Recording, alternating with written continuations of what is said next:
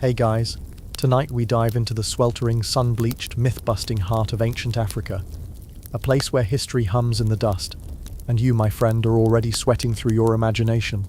This isn't Wakanda. There's no vibranium, no smoothies, and certainly no air conditioning. You'll step into a world where survival isn't a subplot, it's the whole story. And spoiler alert, you probably won't make it to lunch. So before you get comfortable, take a moment to like the video and subscribe, but only if you genuinely enjoy what I do here. Now, dim the lights, maybe turn on a fan for that soft background hum, and let's ease into tonight's journey together. You wake up in darkness, not the soft, Instagrammable kind. This is total black, like the inside of a closed eyelid. You're lying on a mat made of woven grass that feels like sleeping on a hay-scented doormat. The air smells faintly of wood smoke, fermented millet, and goat. There's a low buzzing sound near your ear. It could be a fly. It could be a curse. You're too tired to care. Then the heat hits you. Not gradually. This is the kind of heat that sits on your chest like a sweaty uncle and dares you to breathe. You sit up, but your head spins. Dehydration? Probably. You had one sip of water yesterday because the village river was feeling moody, and someone said the spirits were watching. You laughed, then they stopped talking to you. You shuffle to the doorway of your hut round.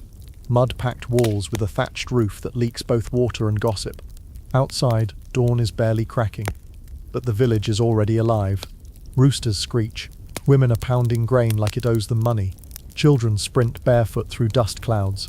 And there, under a baobab tree, sits your neighbor, 87-year-old Mama Jalia, sharpening a machete and glaring at your posture. You're not dreaming. This is your new life. You've been here 2 days, and already you've been sunburned, insect-bitten, and spiritually side-eyed by at least 4 ancestors and 1 goat. Speaking of the goat, her name is Zuri. She's inside your hut, again, chewing on your only spare shirt. That shirt, by the way, smells like sweat and desperation. You try to shoo her out, but she looks you in the eye like you're the guest, not her. You lose the stare down. She wins. She always wins. The water situation? Dire. You pick up the gourd and walk toward the stream. It's a half-mile journey through bushland that whispers when you move. Not romantically, more like judgmentally. On the way, you pass 2 young girls balancing full jugs on their heads like Olympic athletes. One of them offers a pitying smile. The other laughs and mutters something about city feet. You finally reach the stream. It's more of a muddy trickle, but it's water, or it was before the crocodile shows up. Just its eyes above the surface. Unmoving. Waiting. You step back respectfully. You might be thirsty, but you're not headline thirsty. Your gourd stays empty. You'll lie and say you dropped it. Everyone will know you're lying. Back in the village, Omari is waiting. He's 16. Sharp eyes, lean muscles, and a calmness that makes you feel like a sentient jelly bean. He doesn't ask about the water. He just hands you a broom made from palm fronds and points to the compound yard, sweeping dirt off dirt. It's tradition. It's discipline. It's also a trap for people with back pain. Breakfast is offered. It's a warm bowl of porridge made from sorghum, which tastes like if oatmeal and regret had a baby. There's no sugar, no milk, and definitely no blueberries. You eat it anyway. Your stomach makes noises that sound like protest chants. No one cares. That's when you meet Mosi. Mid-30s, barefoot, laugh like thunder. He's the village jokester, but in the kind of way that makes you wonder if he's also the unofficial judge and jury. He sees your face and says, "You ate the porridge, didn't you?" You nod. He pats your shoulder. "You'll be fine by sunset, maybe." Then he hands you a live chicken. "Hold this," he says. You do. It flaps violently, pecking at your wrist like it has unresolved trauma. He laughs again and walks off. You're left holding a creature who hates you, under a sun that hates you more, while a group of elders watches from a distance with the solemn silence of people wondering how long it'll take you to faint. Let's talk about those elders. They sit beneath a massive tree called the council tree. It's not just for shade, it's where decisions are made. Arguments are settled with proverbs instead of fists. One man says the tortoise doesn't run, but it still gets there. No one responds. Apparently that settled something. You just blink and pretend you understand.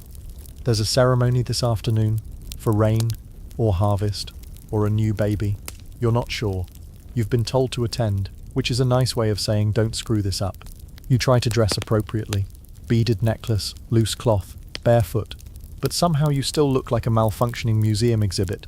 Martha, a local midwife, sees you and just says, in a tone that could mean you're cursed or just embarrassing. During the ceremony, drums begin.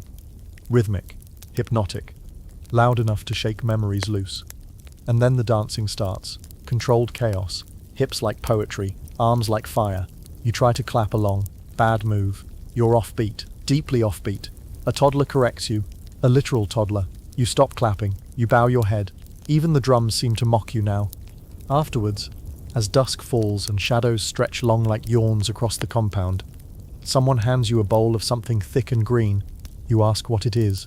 They laugh. You eat it anyway. It tastes like overcooked spinach with the personality of wet cardboard. You pretend it's good. Your stomach does not.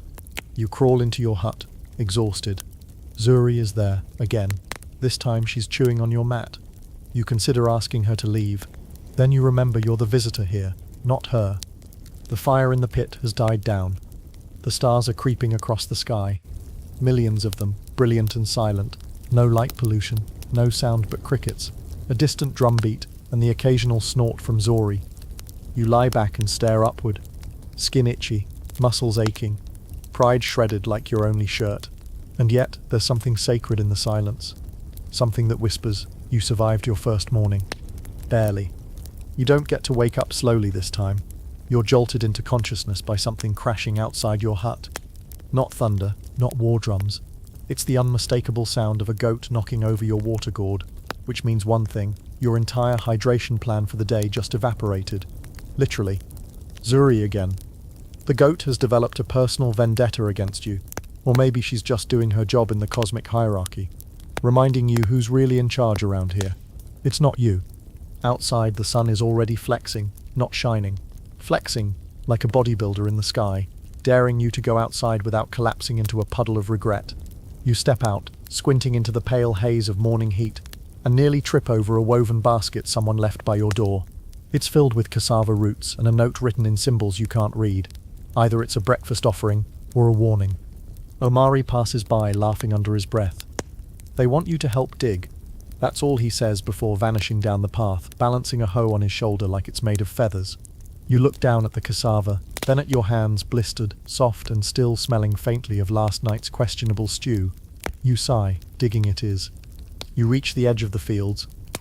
It's not a farm like you imagine. Neatly fenced, Instagram-worthy rows of kale and quinoa. No, it's a slope of hardened earth baked by years of drought, spotted with scraggly crops fighting for survival. You're handed a short-handled hoe and pointed toward a patch of land that looks about as promising as a broken vending machine. As you start to dig, the first thing you notice is that your back is not a fan of history. It protests with every movement. Your forearms feel like noodles after 3 strokes. Meanwhile, beside you, an old woman named City is absolutely annihilating the soil like it personally insulted her grandchildren. She doesn't speak, she doesn't sweat, she just works. You try to keep up. You don't. City finally stops, looks at your pathetic half-row and mutters, "Your ancestors must be lazy." You smile, assuming it's a joke. She does not smile back. Message received. This is when you discover something both beautiful and horrifying. The ants. Red ones. Big ones. Organized. They come from nowhere and swarm your exposed ankle like you owe them rent. You yelp, dance, slap, and end up face first in the cassava patch while everyone watches. No one helps. A toddler claps. Later, you limp back to the village. Your reward? Breakfast. Kind of. You're given a piece of roasted plantain and a handful of roasted termites. Yes, termites. High in protein, crispy like popcorn, and deeply unsettling to anyone raised with snack foods that don't wriggle beforehand. You hesitate. Then you crunch. It's not bad. It's not good either, it just is. Mid-morning hits, and you've officially earned your rite of passage. Shade. You sit under the council tree again, breathing heavily, your muscles humming with betrayal. The elders are back, murmuring wisdom. One says, "The bird that flies off the earth and lands on an anthill is still on the ground." You nod like that makes sense. It doesn't. But no one's asking you anyway. This is when the real excitement begins. A young woman named Ayana bursts into the clearing, visibly upset. She's carrying a broken calabash jug and speaking quickly. The gist? Someone sabotaged her family's water storage. which here is not just petty, it's a potential crime. The elders murmur. Ayana's father, tall, lean, and carrying the weight of 16 generations in his eyes, asks for a hearing. And just like that, a full-blown village tribunal forms. The alleged suspect? His neighbor Barco. Barco is dragged in by two boys, looking equal parts angry and confused. The case? Ayana claims she saw him lurking near the family hut just before the jug broke. Barco claims he was chasing a chicken. One elder snorts and says, "That's what all men say when they're caught near another man's fire." Another replies, "But sometimes a chicken is just a chicken." Historians still argue whether these phrases were literal or metaphorical. The village doesn't care. What follows is an explosion of accusation, defense, proverbs, and symbolic gestures. No lawyers, no paperwork, just memory, reputation, and whether or not your great-uncle once stole millet. You sit there stunned, as everyone debates Barco's intent based on the way he walked past a drum 3 days ago. Eventually, the decision is made. Barco must apologize, gift Ayana's family 2 bundles of firewood, and undergo a cleansing ritual involving smoke, herbs, and standing very still while an old woman with no teeth breathes onto his forehead. Justice here is restorative and vaguely terrifying. You try to sneak away, but Mosi catches you. "You've got chicken duty now," he says. You freeze. What does that mean? He smiles. Exactly what it sounds like. Turns out chicken duty is code for chasing rogue poultry out of the millet storehouse. It's a job for someone quick, nimble, and with no dignity left to lose. Congratulations, you're perfect for it. You spend the next hour lunging after chickens who clearly have military training. They dart, fly, vanish, reappear. At one point, you swear one of them doubles back just to mock you. You trip twice, lose your sandal, and emerge from the storehouse covered in dust, feathers, and something you don't want to identify. By the time the sun is overhead, you are physically ruined. Your arms ache, your pride has filed for divorce, and your mouth is drier than your social life. You finally get a drink. Lukewarm, slightly smoky water that tastes faintly of last year's clay. It's heaven. But you're not done. Omari informs you that before midday rest, you need to help prepare for the coming storm. Not metaphorically, a literal storm. You look up, the sky has shifted. Clouds are forming fast. There's a silence creeping into the air, like nature is holding its breath. Birds fly low, chickens have gone quiet. Your job? Help seal the roof of your hut with mud. And your hands? Mossy throws you a bucket and says, "Don't miss a spot unless you like sleeping wet." You don't. So you work. You smear thick, wet earth into every seam of the thatch. It squishes under your fingers. It gets into your ears, your nose, your soul. Your arms feel like wet spaghetti. You nearly fall off the ladder twice. At one point, you sneeze and almost drop a mud clump on Zuri's head. As you finish, the rain begins. Huge, warm drops that hit like thrown coins. The village erupts in motion. People scramble to cover pots, drag children inside, gather cloths. You stand in the downpour, soaked to the bone, covered in mud, watching as the earth comes alive again. And just when you think you've earned a moment of peace, a flash of lightning hits a nearby tree, and someone screams, "The ancestors are angry." You duck. No one else moves. Apparently, it's just Tuesday. The rain has stopped, but everything still drips. Leaves, rooftops, your thoughts. The kind of silence that follows a storm in ancient Africa isn't peaceful, it's watchful. Like the land is waiting to see what you'll do next. And right now, you're shivering in damp clothes, smelling like goat, roasted termites, and lightning. You try to wring out your shirt. The water that comes off it is brown. Zuri trots past, unimpressed, probably seeking a puddle more dignified than you. The mud on your skin has hardened into patches. It flakes off as you move, revealing a fresh set of mosquito bites underneath. You scratch one. Bad decision. It balloons up instantly, like a tiny pink volcano of shame. Omari finds you sulking behind the granary, chewing a roasted yam you found on a stone. He doesn't ask where you got it. He just sits beside you and says, "You smell like the dead." You're unsure if it's an insult or a compliment. Here it might be both, but there's no time for a pity party. Then the rainmaker wants to see you. He adds casually, like he's inviting you to tea. You blink. Why? Omari shrugs. Maybe you offended the clouds. Wonderful. The rainmaker lives on the edge of the village, in a hut twice the size of yours and infinitely more terrifying. Painted symbols decorate the door. Feathers hang from the entrance. Something resembling a cat's skull is nailed to a wooden post, grinning eternally. Her name is McKenna. And you quickly realize she's not just a weather specialist. She's the social pressure system in human form. A living meteorology meets philosophy department, wrapped in beads and smudged charcoal. Her eyes pierce right through you, like she can see every mistake you've made since you cried during your first vaccination. You clapped out of rhythm, she says, without greeting. During the ceremony. What? You stammer. She nods solemnly. The clouds noticed. It takes every fibre of your modern brain not to argue. But you don't. Something about her presence makes debate feel futile, like trying to outstare a stone. You bow awkwardly. She waves a smouldering bundle of herbs around your head. You cough. She frowns. Even your lungs are uncertain. Then she offers you a task. Go to the edge of the forest and gather 3 leaves from the ogle tree. Only the ogle tree, she warns. If you bring the wrong one, the frogs will come. You don't ask follow-up questions. You just go. The forest is dense, dark, alive in the way cities are, loud and full of things that want nothing to do with you. Every step feels like a negotiation with the ground. Vines tug at your ankles. Birds scream like they're mocking your footsteps. At one point, you swear a shadow moves behind you, but when you turn, there's nothing but trees and a cricket staring at you with judgmental antennae. Eventually, you find it. The ogle tree is unmistakable. Broad leaves with bright red stems. You pluck 3 carefully, then hurry back, sweating not from the heat, but the sense that you've interrupted something sacred.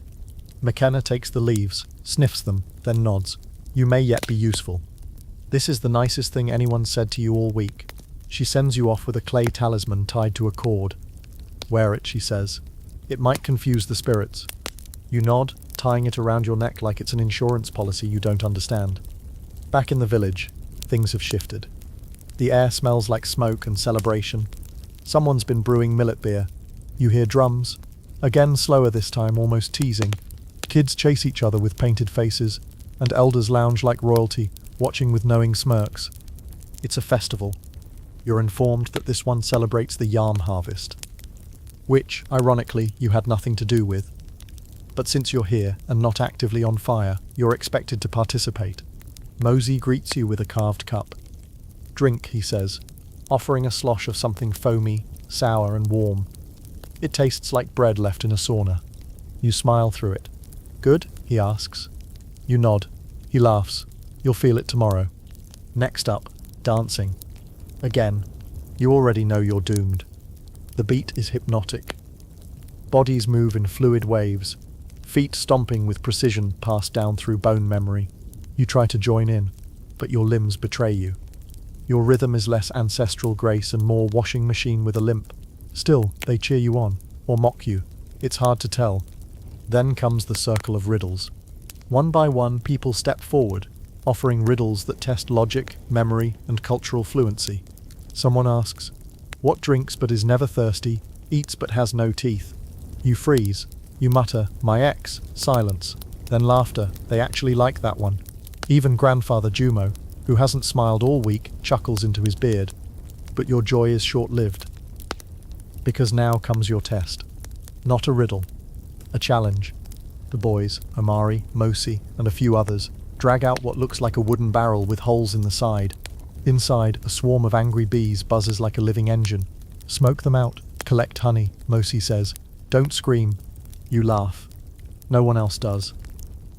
Turns out, this is a real thing. Honey gathering is serious business, and you're the volunteer. You're handed a bundle of smouldering leaves and a small gourd. Be gentle, they warn. They know fear. You approach the hive like a man walking into a lawsuit. The smoke helps, but not enough. Bees dart at your face. You flinch, step back, trip, and land on your butt in front of half the village. A single bee lands on your forehead. You hold your breath. It lingers, then flies away. You take this as divine approval.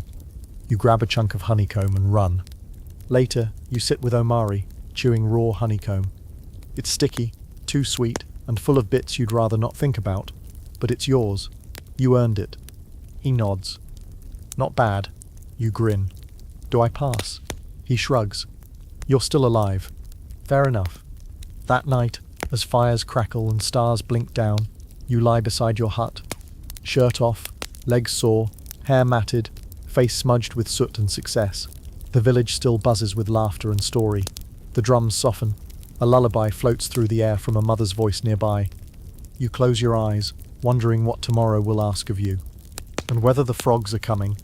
You wake up with your face in the dirt. Not metaphorically, literally. At some point during the night you must have rolled off your mat, out of your hut, and onto the cracked earth outside like a confused earthworm in human form. Zuri is already awake, of course, chewing contentedly on something that suspiciously looks like your one good sandal. You try to grab it, she trots off, victorious again. 4 mornings in, and the goat has more authority than you do. You push yourself upright.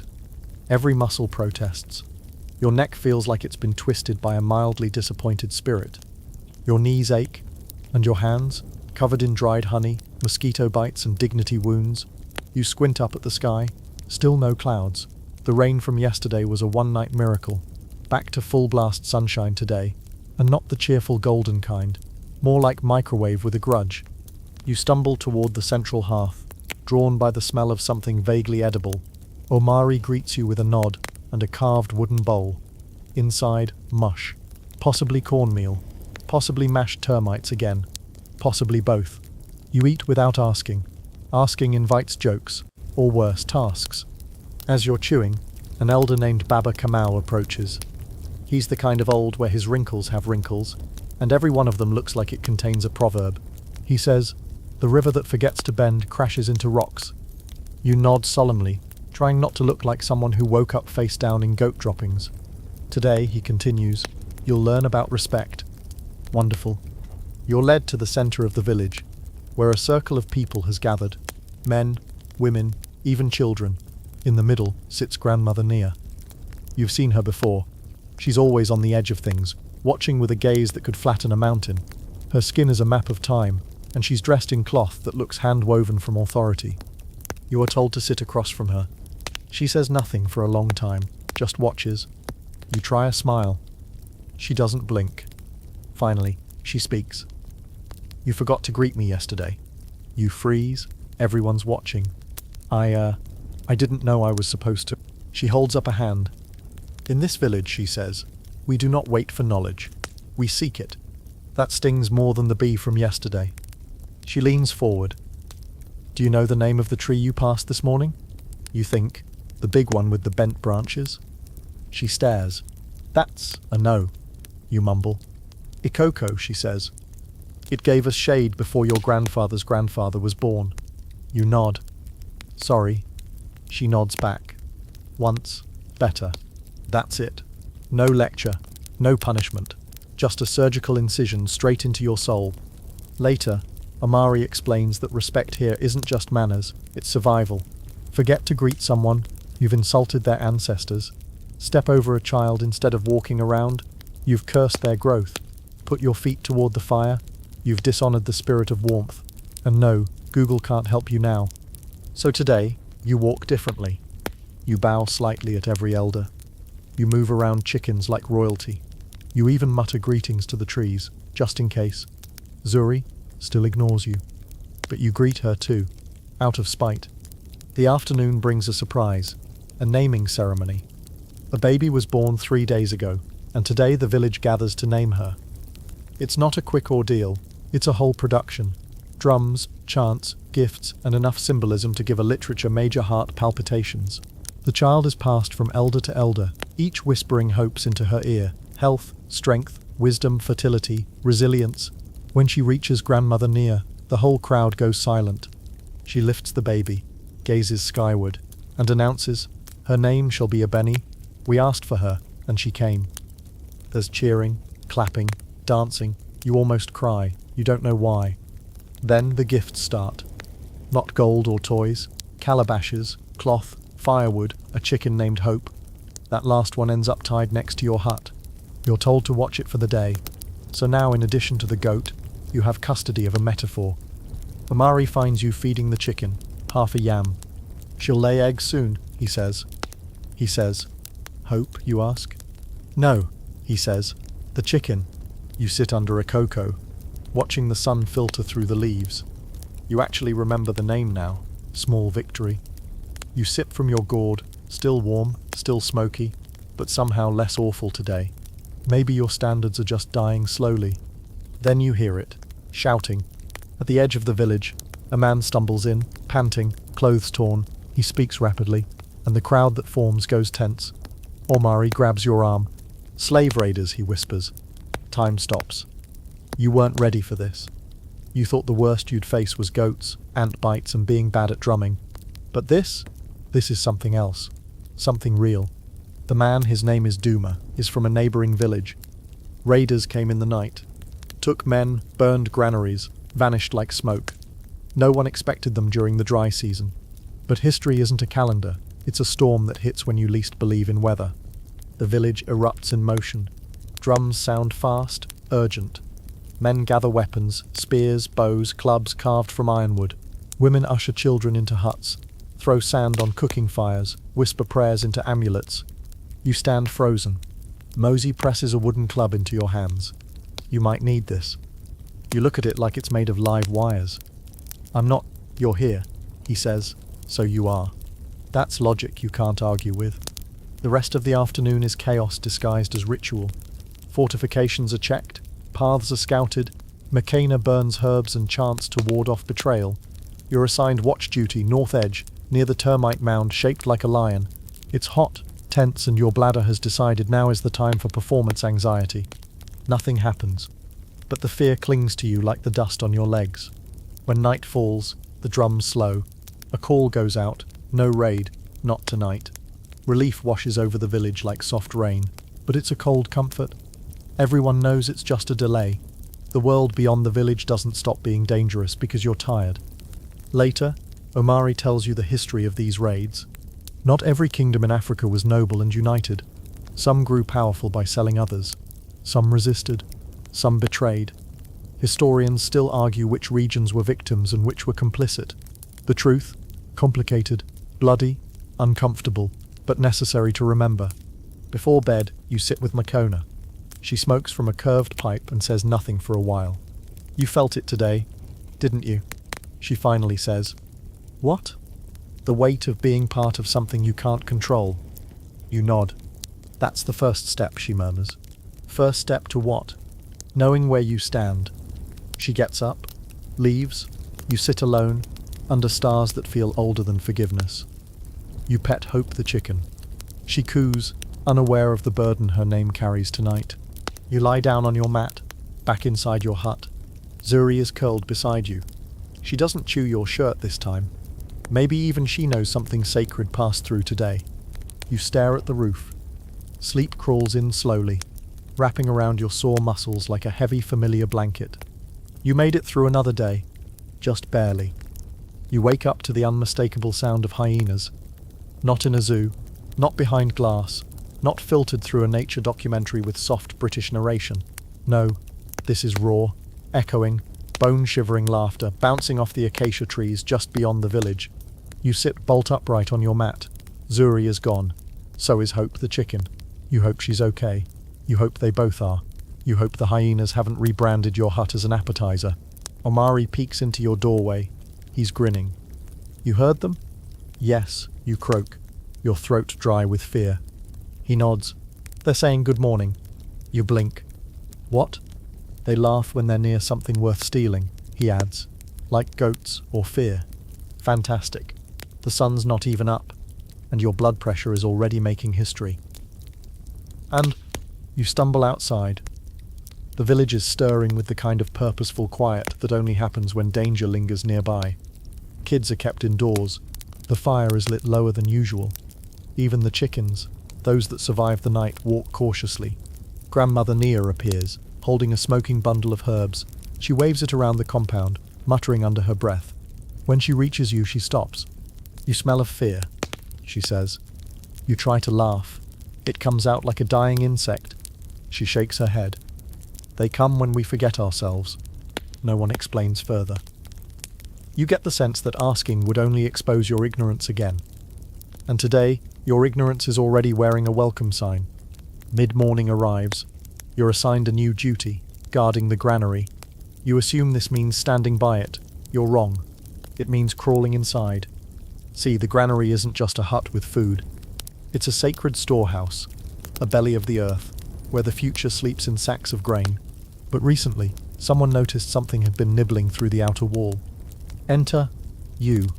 You're handed a stick, a small clay lamp, and instructions to make noise and check for intruders. Intruders in this context means rats, snakes, or spirits, possibly all three. You duck inside. The air is thick, heavy with dust, old grain, and something else, something sweet and sour at the same time.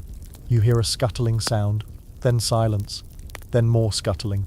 You whisper a prayer you don't believe in, and poke the stick into a corner. Something hisses. You scream. From outside, laughter. You crawl out backwards, covered in cobwebs, wheezing. Mosi walks by, holding a woven chicken trap. You find it? He asks. No. You gasp. Then it's still in there, he says, and walks away. You spend the rest of the hour sitting on a stone, catching your breath, and wondering why every part of this experience feels like it was designed to humble you. Probably because it was. Then it's time for a lesson. Not from an elder this time, from a girl. Her name is Zuena. She's about 13, taller than you expected, with sharp eyes and a voice that cuts through nonsense like a machete through cassava. She's in charge of dyeing cloths for the upcoming market day, and you've been volunteered as her assistant. She hands you a bundle of raw cotton, and points to a pot of dye that looks like someone melted a thundercloud. It smells like boiled bark and regret. Don't spill it, she says. You spill it. She sighs. You're worse than the baby goat. You consider that a compliment, given your track record. Zuena teaches you about patterns. Geometric, symbolic, ancestral.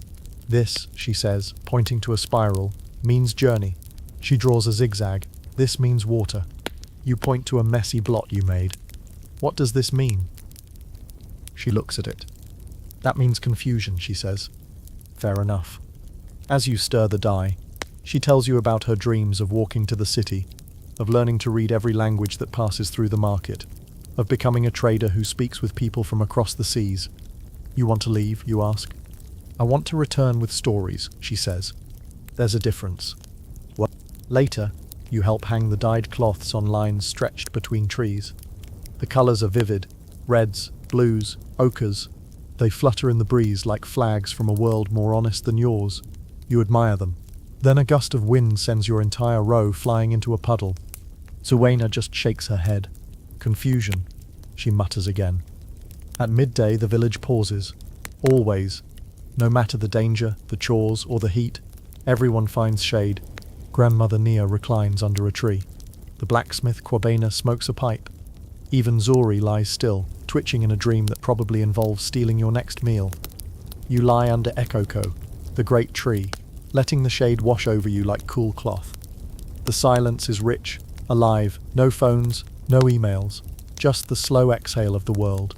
You could sleep, you probably should, but a shadow blocks the light. It's Kwabene. Squabene. He's wearing a leather apron, smudged with ash and iron dust. He jerks his head. Come, you'll learn something useful. You follow. The forge is hotter than any room you've known. The coals glow like the devil's pupils, and the air feels like it's trying to boil your blood from the inside. Kwabena tosses a chunk of iron into the fire.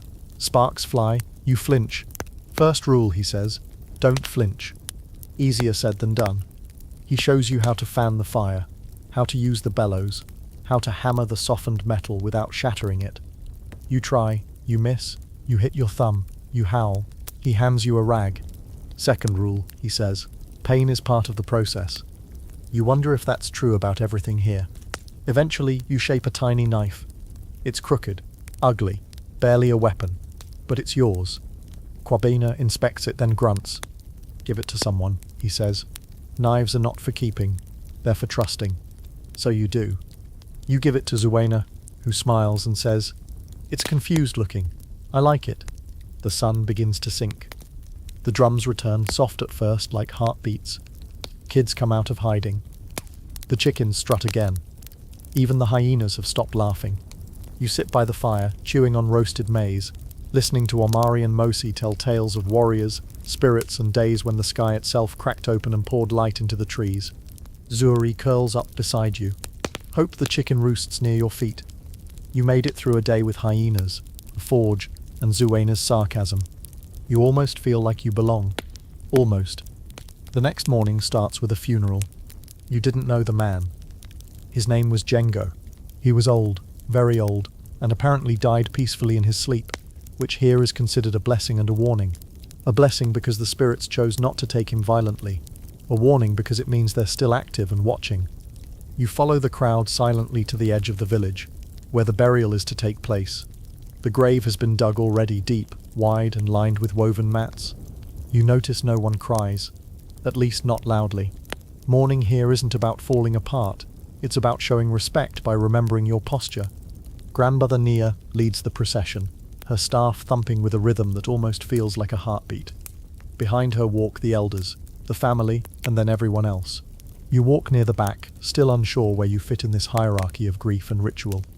At the gravesite, a goat is brought forth. It's not Zuri, thankfully, but a relative probably. The animal is offered as part of the funeral rite, a symbolic bridge between the living and the spirits. A single cut, a quiet bleat, a moment of silence. You don't watch the moment, but you feel it.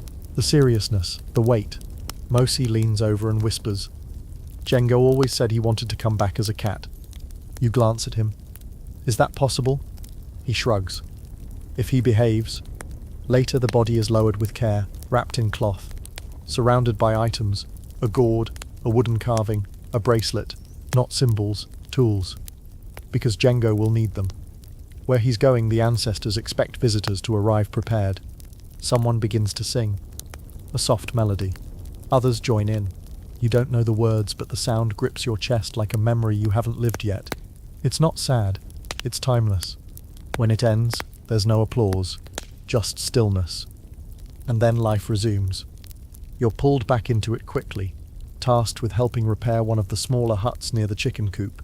Apparently a corner of it collapsed during last week's storm, and today is patch it up before it falls again day. Your tool? Mud.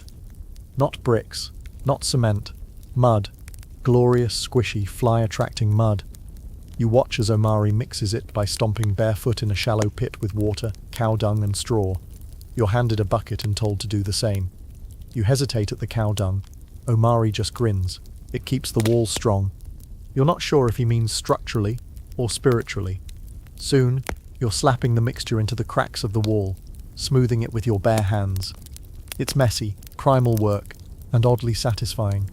You lose yourself in the rhythm. Scoop, smear, press, repeat. Chickens cluck nearby, unconcerned. A baby laughs at you from a distance. You wave. The baby screams. You take it as feedback. As you work, a man named Quito approaches. He's tall, with a voice like gravel soaked in honey. He wears a necklace of beads and teeth, possibly from animals, possibly not. "You know how to build?" he asks. "And how?" You glance at the sagging wall. "Not really." He nods. "Then you're perfect." Turns out you're being recruited for a bigger project, building a new grain shelter farther from the river. Apparently the old one has a tendency to collapse during floods. The river doesn't flood often, but when it does, it treats your architecture like a suggestion. You spend the next few hours hauling logs, pounding stakes into the ground, and trying not to pass out from sun exposure. There's no helmet, no safety gear, just trust in your bare feet, calloused hands, and the idea that if you collapse, someone will eventually pour water on you. By midday, you've tied more knots than a sailing crew, and slammed your thumb with a mallet twice. Quito seems impressed, though. "You don't cry," he says. "Not out loud," you reply. He laughs. A real one. Not mocking. For once, lunch is maize again, roasted and salted, handed to you in a leaf. You chew slowly, watching a pair of boys toss stones at a lizard, while arguing about whether it's an omen or just ugly. Zuena walks by with a basket of cloth. "Nice mud face," she says, not looking up. You look down. Somehow you've smeared a perfect stripe across your nose. You decide to leave it. It matches the aesthetic, confused villager with unresolved hygiene. The afternoon slows, heat rolls in waves, and the ground seems to hum beneath your feet. You're offered a brief rest and take it, lying in the shade with your head on a coil of rope and your legs throbbing from effort. A breeze stirs. It smells of dust, mango leaves, and sweat. You've started to recognize it, the smell of real life. Just as you start to drift off, a scream shatters the calm. You jolt upright.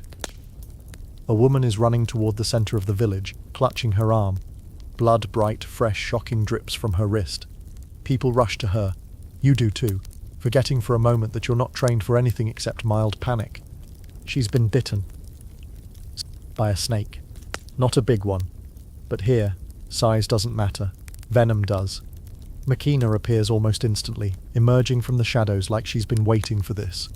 She kneels beside the woman, speaks in low tones, and pulls out a pouch of herbs that smells like garlic left in the sun too long. She chews a bit, spits it into a cloth, and ties it tight around the wound. "Keep her still," she says. "If it's the black one, we'll know by sunset." You sit nearby, watching the woman tremble. Her name is Tamari. She's maybe your age, with a baby at home and a husband currently sprinting back from the fields. You want to do something, anything, but you can't. All you can do is wait. As the sun lowers, Tamari sweats, shakes, but stays conscious. Makina checks her pulse, nods. "It wasn't the black one," she says. Everyone exhales at once. Later, you learn that bites happen, often. Sometimes they kill, sometimes they don't. The difference isn't always the venom, sometimes it's timing, sometimes it's belief. Historians still argue how effective traditional medicine was in pre-colonial Africa.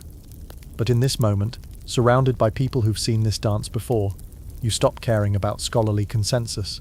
You care that Tamari is breathing. You spend the evening quieter than usual. Dinner is a stew made from beans, cassava, and something that once lived in a tree. You don't ask, you just eat. Zuena sits beside you, and for once, doesn't insult you. Instead, she hands you a necklace made of dried seeds and thread. "For the snake," she says. "What about it?" "It didn't get you yet." Yet. You wear it. That night, you lie awake, eyes on the stars, through the smoke hole in your hut. You think about Django, buried with his bracelet.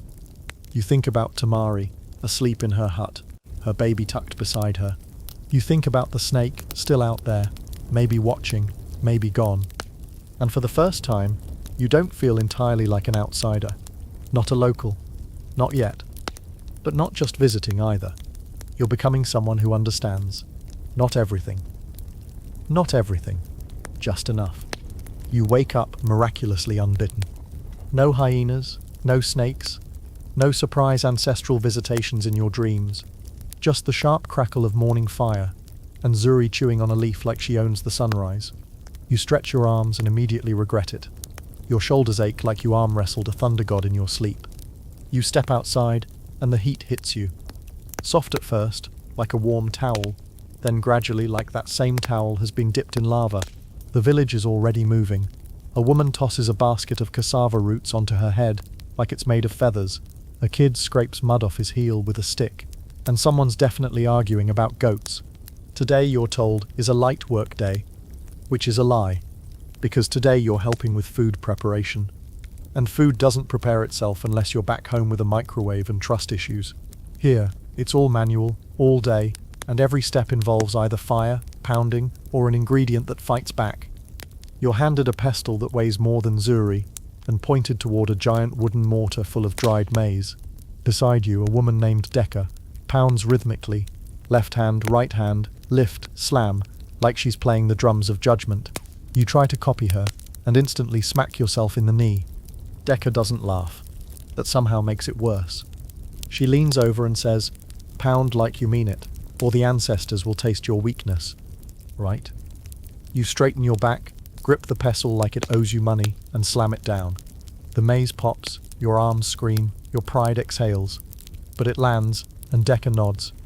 You pound until your palms blister and your shoulders feel like wet rope. Then you switch stations. Peeling cassava. Sounds easy, isn't. First of all, cassava isn't friendly. The skin is like bark, the flesh is slippery, and the knife you're given looks like it survived a war. You sit on a stool, try to peel, and immediately cut your finger. Blood. Not a lot, but enough to get attention. A boy named Tema walks by and offers you a leaf. "Wrap it tight," he says. or the spirits might enter through the cut. You don't ask questions anymore. You wrap the leaf. Next up, grinding spices.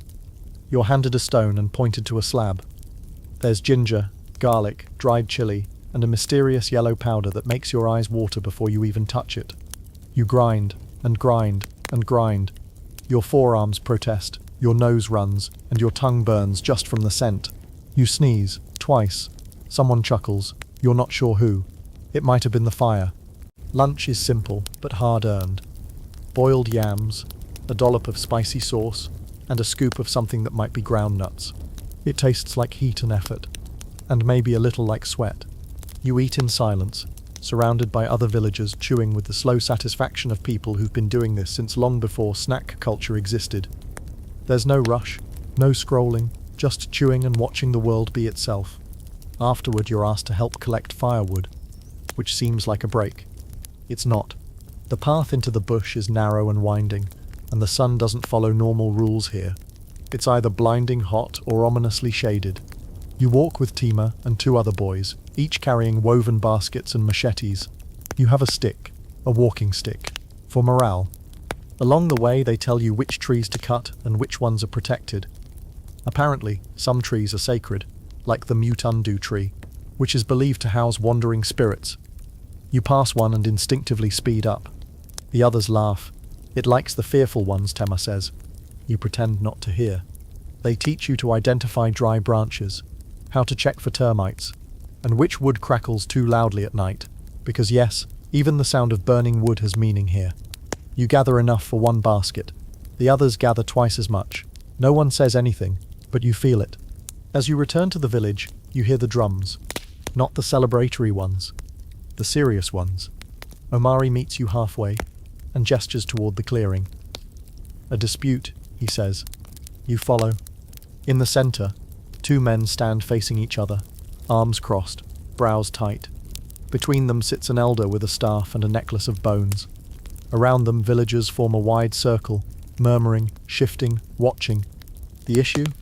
Land. Apparently a boundary stone was moved, and now both men claim the same plot. One says he planted there last season, the other says his father marked it first. The elder listens. Then he speaks. You cannot share land unless you can share breath. Silence. Then he calls for their wives. Both women come forward. They don't speak, just stand, waiting. He hands each a calabash full of water. Pour it, he commands. They pour. The water meets in the dirt, mixing, forming a muddy puddle. The elder nods. So must your lives mix, or neither will eat. Just like that, the dispute ends.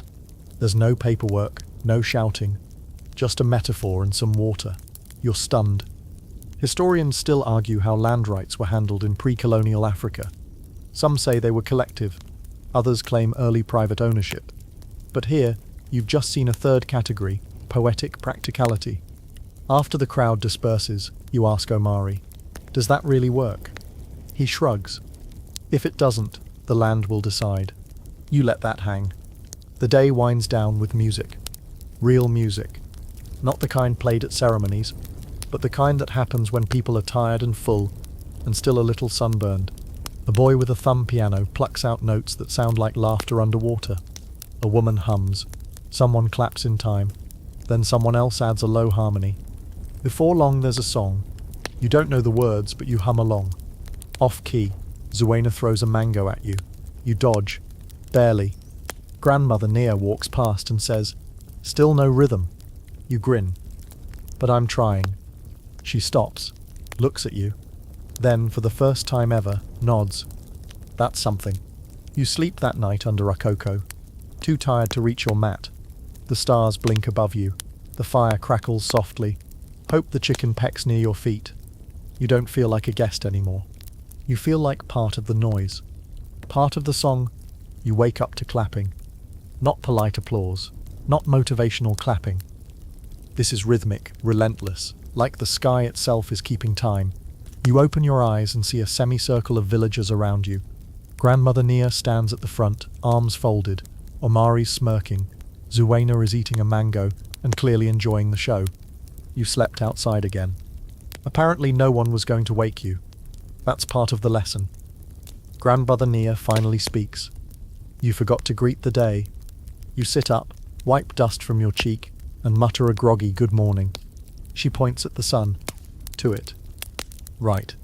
You stand, bow toward the sun which is already searing your eyelids, and say, "Good morning, great sun." A few snickers ripple through the crowd, but Nia nods. You may begin your day. Clapping stops. Welcome to ancient Africa, where even the sky expects manners. Today is special, they tell you. It's the day of the rain dance. Which is ironic, because not a single cloud has shown its face since the storm 5 days ago, and the air feels like you're breathing through a woven basket set on fire. But the ceremony isn't just about actual rain, it's about timing, unity, and reminding the spirits that the village is paying attention. McKenna leads the preparations, of course. She's wearing a necklace made of bones that looks suspiciously human. Probably not. Hopefully not. Maybe. You're handed a reed flute. It's small, cracked, and definitely not tuned to anything resembling modern notes.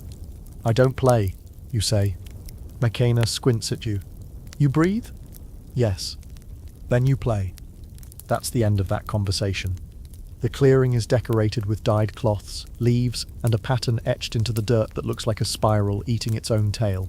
That's the rain path, Zuena explains. It confuses the dryness. You decide not to overthink that. People begin arriving. Villagers from nearby settlements, children with painted faces, elders with walking sticks that double as instruments of judgment. There's music everywhere. Drums, rattles, the occasional shriek of a wind instrument that sounds like a goose having an existential crisis. You try to stay at the edge of the action, but no luck. Amari drags you into the circle. The dance begins. It's not chaotic. It's not choreographed either. It's organic, like the earth is singing through people's feet. The drums guide the steps, but everyone moves in their own rhythm. Claps, jumps, spins. The dust kicks up into a storm of memory. You move too. Poorly. But you do. And for once, no one laughs. Or maybe they're just too focused. Or maybe in this ritual, there's no wrong step, only intention. Then comes the part you weren't warned about. The offering. Everyone must place something into the fire pit. Something meaningful. You panic. You have nothing. Nothing but the knife you forged. The one Corbena said was meant to be given. You hesitate. It's crooked. It's ugly. But it's yours. You step forward, kneel beside the fire pit, and place the knife gently on the coals. The pit flares. Not magically, just fire meeting metal, but the timing is suspicious enough to earn some approving nods. Afterward, the drums slow, the dance ends, the music fades into silence. People begin to leave, slowly, reverently. McKenna approaches. The spirits noticed, she says. You swallow. Noticed what? That you gave something ugly. You flinch. You flinch. And ow. But honest, she adds. They prefer that. The afternoon is unusually still. No wind, no birdsong. Just the hum of insects and the rustle of cloth as people return to routine. You help clean up, gather ash from the fire pit, sweep the dust back into its rightful chaos. Later, you sit with Omari beneath a tree. Do you think it worked, you ask? He shrugs. Sometimes the point isn't the rain. Then what? The remembering. You nod, then pause. Remembering what? He looks at you. That we're not alone. As dusk settles, a strange breeze moves through the village. Not strong, just enough to lift the corner of a cloth and carry a few ashes skyward. You point. Omari grins. Maybe, he says. That night, the mood is light. Dinner is grilled fish, wrapped in leaves, with something spicy enough to clear your sinuses and realign your worldview. Kids play tag around the fire. Someone brings out the thumb piano. Even Zuena lets you sit beside her without an insult. You ask her if she believes the dance made a difference. She shrugs. If we dance and it rains, people believe. And if it doesn't, they believe harder. A pause. Besides, she adds, the dance feeds us in other ways. She doesn't explain. You don't ask. You lie on your mat, head spinning, heart full. You dream of spirals and fire and skies that might be listening. It rains in your dream. Not a drizzle, not a shower. A full-blown, roof-collapsing, mud-slinging symphony.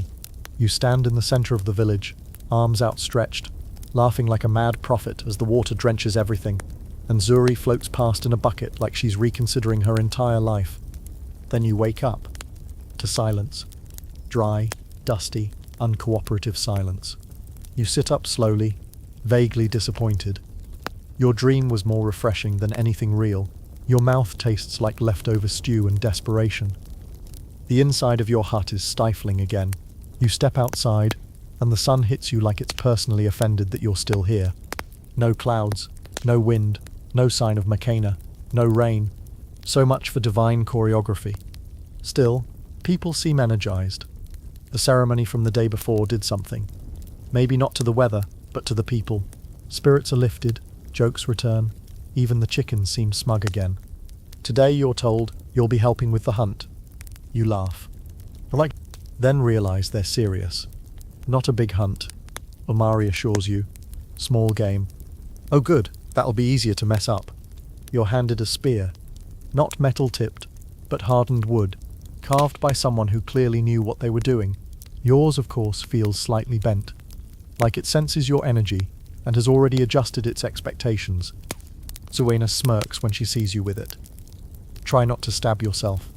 You say nothing, mostly because you're focusing all your energy on not dropping the thing. The hunters, 4 men and 2 teenage boys, lead you out into the bush. The terrain changes as you walk. The soil softens, the trees grow thicker, and the underbrush becomes a tangled argument of thorns and shadows.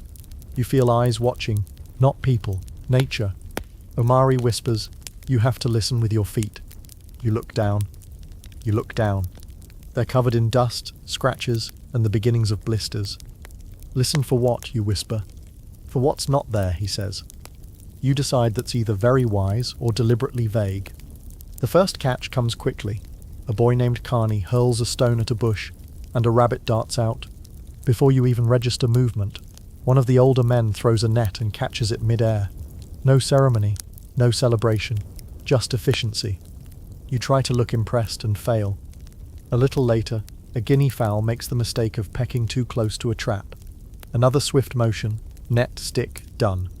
Then it's your turn. You're positioned beside a low bush. Omari gestures to a small clearing. "There," he whispers. "Something's hiding." You grip the spear, knees bent, heart pounding. You scan the grass. You breathe deeply. You feel nothing. Then movement. You lunge, thrusting the spear into the bush like your life depends on it. A loud squeal erupts. You stumble backward. A warthog explodes from the underbrush and barrels past you like a hairy bowling ball of rage. You scream. Everyone else yells. One man laughs so hard he drops his net. No one's hurt. Except your pride.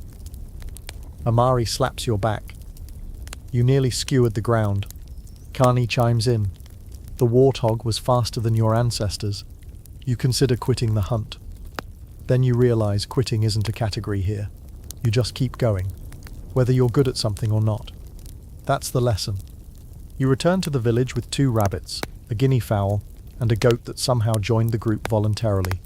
No one's quite sure where it came from, but someone recognizes the markings. "It's Nia's," they say.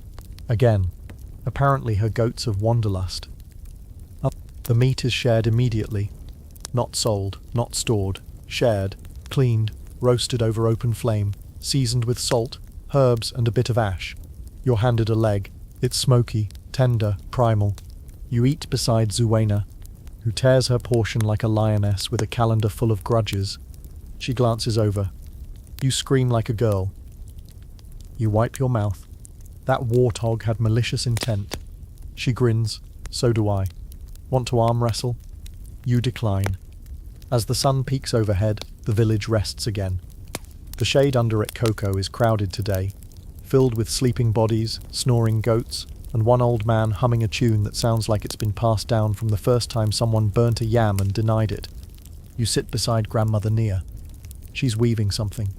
Thin strands of bark twisted into thread, fingers moving faster than you'd think possible. You ask her what she's making. "A story," she says. You blink. "With bark?" She nods.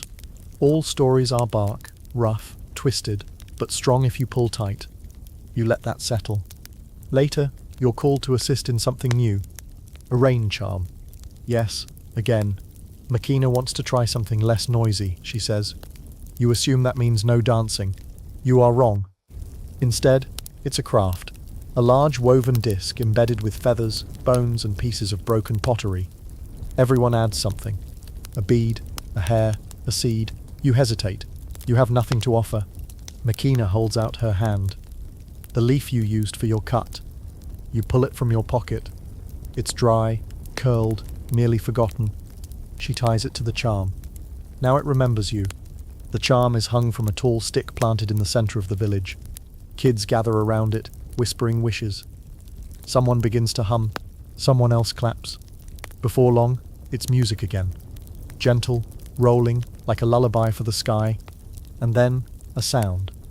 A roll of thunder. Distant but real. Everyone freezes. Eyes turn upward. A cloud. Just one. But it's there. You lock eyes with Zuena. She shrugs. Might rain, might not. But that night, as you lie on your mat, you hear it. A single drop. Pop, then another. Then, a chorus. The roof holds, barely. The walls creak. The air changes. Everything smells like earth waking up. You step outside. The rain is soft, warm, relentless. Zuri stands beside you, blinking up at the sky like it's an overdue apology. You let the water hit your face. You don't run. You just stand there, soaking in everything. The rain doesn't stop. All night it falls soft at first, then steady, then furious. By dawn the village looks like it's been dropped in a bowl of wet clay. Paths have become rivers, huts drip from every angle, and the air is so thick you could chew it. Even the goats look miserable. You, of course, are soaked. Not just clothes wet, soul wet. Everything you own is damp. Your mat, your sandals, your last shred of comfort. Even Zuri smells like wet smoke and poor decisions. She sneezes on you and walks away. You try to stay dry under the awning near the hearth, but water finds you anyway. A slow, unrelenting leak develops right over your head, as if the sky itself has been aiming.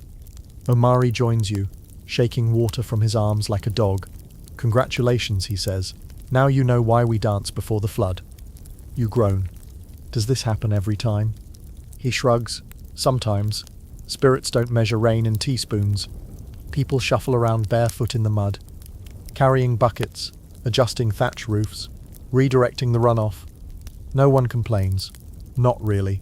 They move with the resigned calm of those who know you can't fight water, you just manage your relationship with it. Zuena Ward is by, knee-deep in brown puddle soup, balancing a pot on her head and a scowl on her face. Your charm worked too well, she mutters. Tell it to shut up. You offer a weak smile. The rain complicates everything. Fires are reluctant. Food takes longer to cook, and sleeping becomes an exercise in tactical dampness. You try to light a fire and produce more smoke than flame. After a coughing fit, and a cloud that makes your eyes water, Mosi takes pity and shows you how it's done with dry bark kept in a sealed gourd, not wet twigs like you tried. You're learning. Slowly. Painfully. Publicly. Midday, the rain lightens to a drizzle, and a task is assigned. Drain the millet storage pit. Apparently water got in during the night, and if it's not cleared, the entire stock could rot. You, Omari, and 2 others are handed hollowed-out gourds and told to scoop fast, argue later. The pit is deep and dark, and smells like wet grain and mouldy futures. You climb in, barefoot, ankles sinking into the slurry, and begin bailing. Gourd after gourd, splash after splash. After 30 minutes, your arms feel like overcooked noodles. Your legs cramp. Mud gets everywhere. You sneeze once and nearly fall face first into the millet. Omari keeps pace effortlessly, tossing out scoops while humming a tune you're too tired to decode. Faster, he says, before the rot thinks it's winning. 2 hours in, it feels like you've been born and raised inside this pit. But eventually, the water level lowers, and the grain is saved. You crawl out, soaked, filthy, and weirdly proud. Mosi grins. Now you smell like a farmer. You're not sure if that's an insult or a promotion. As evening falls, the rain finally stops completely. The village emerges slowly, like it's been reborn. People wash mud from their legs, shake cloths dry, and sweep water out of doorways. Chickens reappear, clucking complaints. Zuri, looking like a disgruntled shag rug, finds you and lies down at your feet. Hope the chicken hops up onto your knee, soaking wet and indignant. You sit there, steam rising from the earth, the scent of petrichor thick in your lungs. It's the smell of something old being reminded that it's alive. Later, around a fire that finally catches, you listen to a story. Grandmother Nia speaks tonight. Her voice is low, deliberate, like wind threading through dry leaves. She tells of a time when rain didn't come for 5 years, and people forgot what green looked like. Of how a boy with no name walked into the mountains and came back with a single seed. Of how the seed grew into a tree that bore water instead of fruit. Where's the tree now? Someone asks. She leans forward, still growing, but not for the lazy. No one laughs. You lie awake that night, listening to frogs reclaiming the puddles, insects humming like monks, and your stomach rumbling with the hollow ache of effort. You've worked harder in 10 days than you did in 10 months back home, but your body feels real, used, earned. You curl up beside your fire, Hope perched on your shin, Zuri snoring softly at your side. Outside, the stars have returned, shimmering over wet rooftops, blinking like old friends who missed you. And just before you fall asleep, you hear Omari's voice in the dark. Still want to leave? You don't answer, but you smile. You wake up to silence. Not the eerie, something's wrong silence of the predator kind. No, this is the kind of silence that follows a storm. Peaceful, patient, a breath held by the earth before another long exhale. The sky is overcast, but in that soft, cottony way that promises calm rather than chaos. You stretch. Your muscles protest. Your back cracks. Hope the chicken hops off your leg with a mild squawk of offense. Zuri has apparently relocated during the night to your upper body and is now gazing down at you like you're the mattress in her personal kingdom. You gently shove her off and sit up. Your clothes are still slightly damp. Everything smells like wet thatch and yesterday's work. And yet you feel steady. The ache in your bones has been replaced with something stronger. Routine. Today, the village is quieter. Not because there's less to do, there never is, but because today is for story keeping. Every 10-day cycle, or when the weather dictates a pause, the community gathers not to labor, but to remember, to pass on, to stitch their lives into the long tapestry of who they are. You're told to meet at the baobab tree in the center of the village, the one that looks like it's holding up the sky.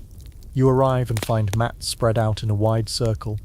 Elders sit cross-legged, younger ones on stools or baskets, children on laps. Grandmother Nia is there, of course, flanked by Makina and Kwabania. Even Zuena is there, not working, not bartering, just listening, her hands still for once. You're handed a calabash filled with lukewarm maize drink. It's sweet, faintly fermented, and exactly what your stomach didn't know it needed. Then the stories begin. Not just entertainment. This isn't Netflix. This is identity being carved into air. A man named Jabari starts. He tells of the founding of this village, how the first ancestor followed a dreaming hawk until it landed on this patch of land, and how he poured his last gourd of water into the soil, saying, "If it grows, we stay." The next morning, a tree sprouted. Probably not true. But truth isn't always the point. Then comes Mama Sefu, who tells of the time the river tried to eat the village. It swelled with anger, she says, because someone forgot to ask permission before building a canoe. The moral? Don't disrespect the river, or it'll rearrange your entire neighborhood. You chuckle. Zuvena elbows you. Don't laugh. That story saved 3 goats last season. And just like that, it's real again. A young boy shares next. Barely 9, but his voice is clear. He tells of a spirit that lives inside a termite mound and how it whispers directions to lost children if they know how to listen through their toes. You glance down at your feet, still blistered, still learning. Then shockingly, Makina speaks. Her stories are rare, reserved, like thunder that doesn't bother with lightning. She talks of a woman who walked backward across the desert, saying she didn't trust where she'd been.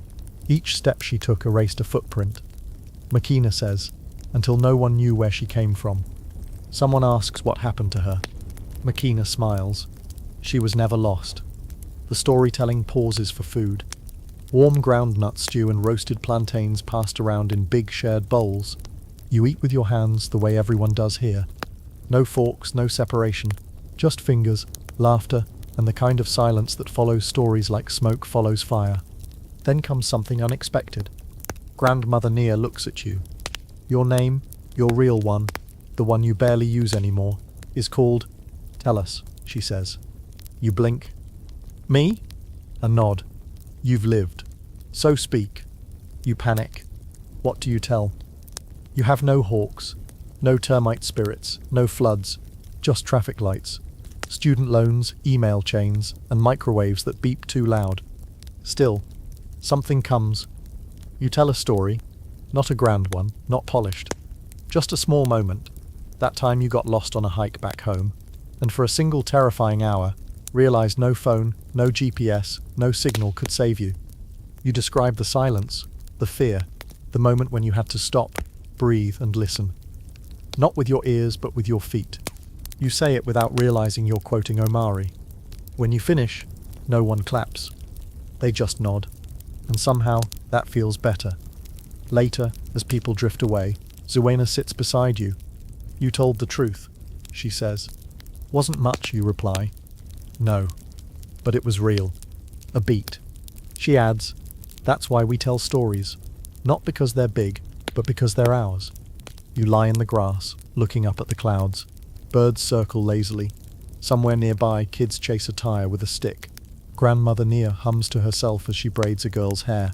Everything feels suspended, like time is waiting for the stories to finish settling into the soil. Kwabena approaches, holding something. Your knife. The one you threw into the fire. He hands it back. Slightly reshaped. Reforged. Still crooked, he says, but stronger now. You turn it over in your hands. Like me, you say. He nods once, then walks off.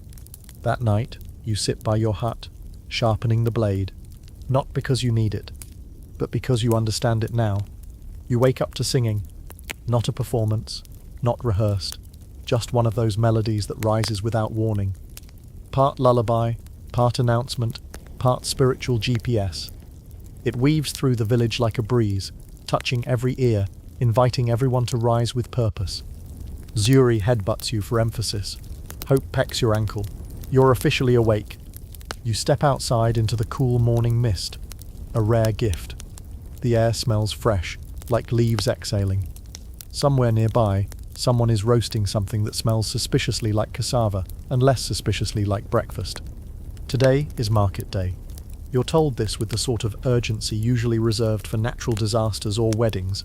The entire village is mobilizing, bundling goods, smoothing cloths, packing woven baskets with smoked fish, dyed fabrics, carved tools, beads, gourds, and medicinal herbs that look like bundles of haunted twigs. Zuena is already shouting instructions like a military commander in a hand-woven dress. You, predictably, are assigned the most glorious of tasks, donkey duty. The village owns 2 donkeys. Their names are Kadogo and Trouble. Guess which one you get. Trouble kicks at you before you even touch the harness. You spend 20 minutes trying to convince him that moving forward is a valid life choice. He disagrees. Eventually, an elder whispers something into Trouble's ear, and the donkey immediately begins walking. You ask what she said. She replies, I reminded him who his ancestors are. You don't ask follow-up questions anymore. The journey to the market takes hours. You walk along narrow paths carved by feet older than roads, past termite mounds that look like cathedrals, through grass taller than your hopes. You pass other villages, each different but familiar. People wave, kids stare, goats judge. Finally, the market appears, not in buildings but in energy. A wide open space dotted with cloth-covered stalls, shaded mats, hanging decorations, and the smell of 5 different types of smoke. It's not just commerce, it's chaos in its Sunday best. Drums beat in the background. Sellers shout over one another. Someone's frying something you can't identify but desperately want to try. Your group sets up quickly. Zuena arranges her dyed cloths in a perfect fan of color that immediately attracts buyers. Omari unpacks tools. You're asked to stand near the donkey and not lose him. You immediately lose him. Only for 10 minutes. But enough to get a stern look from a woman who finds the donkey chewing her bead necklace. Once recovered, you begin your unofficial job, watching, observing, learning. You see deals made with handshakes and proverbs. You see bartering where a gourd of honey is traded for a carved flute and a bundle of herbs. You see two women argue over a clay pot until one of them laughs and gives it away entirely. You see power, not in shouting but in silence. And you see her, not Suena, not Grandmother Nia, a stranger. She stands at a stall, wrapped in a cloth the colour of river mud and storm clouds. Her eyes catch yours for a second, just a second, but it stops you. She smiles. It's not flirtatious. It's knowing. She disappears into the crowd. You tell yourself it's nothing, but you keep looking for her. Later, you're allowed to wander the market alone. Dangerous, they say. Only if you forget how to return. You pass musicians playing stringed instruments shaped like half-moons. You listen to a man preaching about the stars and how they once fell to earth in love with a drumbeat. You buy a carved comb you'll never use and trade your last fruit for a carved whistle shaped like a bird. Then you find her again, sitting alone beneath a tree, carving something from bone. She looks up. You walk like your soul is still thinking. You blink. Excuse me? She gestures for you to sit. You do. She hands you a bone, a knife, no instructions. You carve. Badly. She watches without judging. Her name, she says, is Adana. She travels between villages, never staying long. She listens more than she speaks. She sells stories as carvings. And yes, people buy them. Because stories here are currency.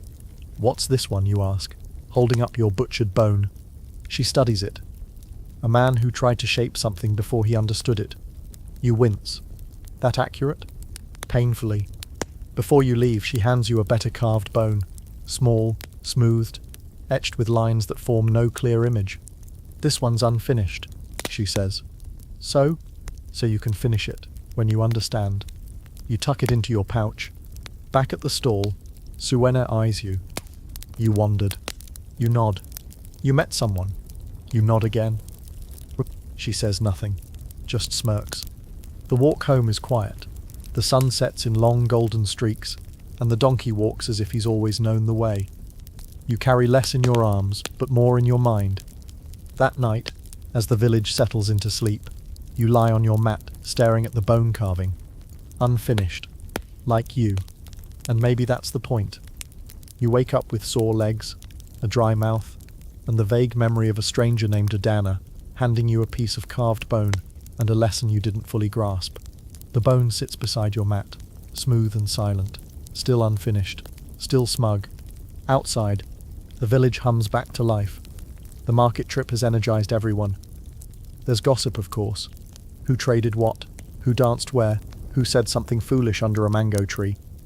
You're part of the story now, apparently. Someone saw you with Adana. Someone always sees something here. You try to play it cool. You fail. Zuena walks past with a basket on her head and smirks. Learn anything at the market? You shrug. Bought a whistle? She doesn't look back. And got whistled at. You decide not to engage. Today is the day for wood gathering again. But this time, not for firewood. This time for crafting. Kwabena has chosen you to help him gather special wood from the talking trees. You think it's a metaphor. It's not. You find him outside the forge, sharpening a machete. They hum when you get close, he says. Trees? He nods, handing you a sack. Only some. You have to listen. So off you go, into the bush. Just you, Kwabena, Omari, and a girl named Leela, who seems to know every plant by name and every insect by insult. The forest isn't just wilderness here. It's a place of memory, negotiation and quiet tests. You're told not to speak unless spoken to. The trees don't like arrogance, Kwabena says. You try to listen. And strangely, after a while, you do hear something. Not voices, not actual humming, just resonance. Like a soft vibration in the back of your skull. You place your hand on a particular tree and feel it, not sound but pressure, a presence. Kwabena nods approvingly. That one. The wood is cut carefully, with a mixture of labour and ceremony. The bark is peeled with reverence. Sap is gathered. Lila buries a piece of the root nearby. So it returns, she whispers. You help carry the logs back. Heavy, fragrant, meaningful. At the forge, Quabina explains. This wood becomes drums, the ones that speak. You've heard them before, the ceremonial drums. You assumed they were just music, but now you learn that each drum is carved to mimic speech, each tone shaped to say real words across distances. Drum language isn't just metaphor, it's grammar with rhythm. We use it for warnings, he says, celebrations, births, even gossip. Omari adds, last year, a drum message said someone's daughter ran off with a trader. You ask how far it travels. Quabena shrugs. Farther than lies, not as far as shame. That feels true. That feels true. You're given a blunt chisel and told to start roughing out the inside of one log. It's harder than it looks. The wood fights back, like it knows you don't belong yet. But you keep going. Sweat, splinters, silence. It's strangely meditative, the rhythm of shaping something with your hands and being shaped by it in return. Later, while the drums dry in the sun, Makona arrives. She doesn't speak to you directly at first. She walks the perimeter of the forge, muttering to herself, flicking water from a gourd into the dust. Then she stops beside you. You carried wood from a talking tree. You nod. Did you thank it? You hesitate. No. She frowns. The spirits are old, not patient. She presses something into your hand, a stone covered in ash, warm to the touch. Leave this where the roots were, she says. Tonight. So after dinner, roasted pumpkin and a chewy, smoky thing you think might be lizard, you head back to the tree. Alone. The forest is different at night, quieter, the same way a snake is quiet when it waits. You walk slowly, every step louder than you'd like. You find the stump still fresh, still oozing sap. You place the stone at its base and whisper something. You don't know what, just something. A thanks, a question, a hope. Then you turn to leave, and that's when you hear it. Not a voice, not a word, but a thud, distant, rhythmic, deliberate. A drum, from far away. You freeze. 1 beat, pause, 2 beats, pause, then 3, then silence. You don't know what it means. But something does. The lock is vad. Back at the village, Omari is waiting. He looks at your face, says nothing, just nods. You heard it, he says. You don't ask how he knows. He continues, it said, someone's listening. You sleep that night beneath your roof, staring up at the smoke hole, wondering what else is listening. What you've said without realizing, what's been said about you. The carved bone Adana gave you lies beside your mat. You trace its edges, still unfinished, but not unread. You wake up to a drum beat. Not ceremonial, not festive. This one is steady, measured, intentional, like a message being sent straight into your bones. You sit up fast. Even Zuri lifts her head and listens, ears twitching, hope, ever dramatic, flutters her wings and squawks like she's just received a tax notice. You step outside. Everyone's already awake. Or maybe no one ever really sleeps here. Not the way you used to. The village is moving, but differently. Slower, more focused. Not fearful, but alert. The way people move when they know something is about to begin. The drum continues. 2 beats, pause, 1 beat, long pause, repeat. You ask Omari. He listens. It's a call, from the western ridge. Call for what? Counsel. Trouble. He shrugs. When drums speak, they don't whisper, so that's helpful. By midday, a delegation has arrived. Strangers, but not unknown. Another village, Mbale, has sent representatives. They wear deep red cloth and carry staffs carved with snake patterns. One of them wears a mask, not for anonymity. This is symbolic. He's a dreamkeeper, a kind of historian priest who only speaks in allegory. Grandmother Nia meets them at the center tree. They sit. You hover nearby like furniture no one has quite decided where to place. So the conversation begins. Slow, formal, layered. Nothing is said directly. Every sentence is a story. Every question a metaphor. The topic. Boundary stones. Again. Apparently, one has moved.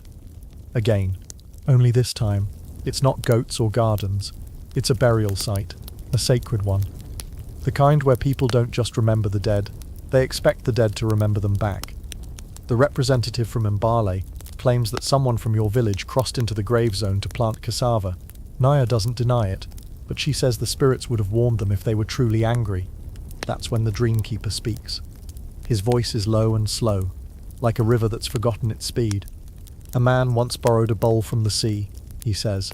He returned it with salt inside and wondered why the waves came to visit. You have no idea what that means, but everyone nods solemnly.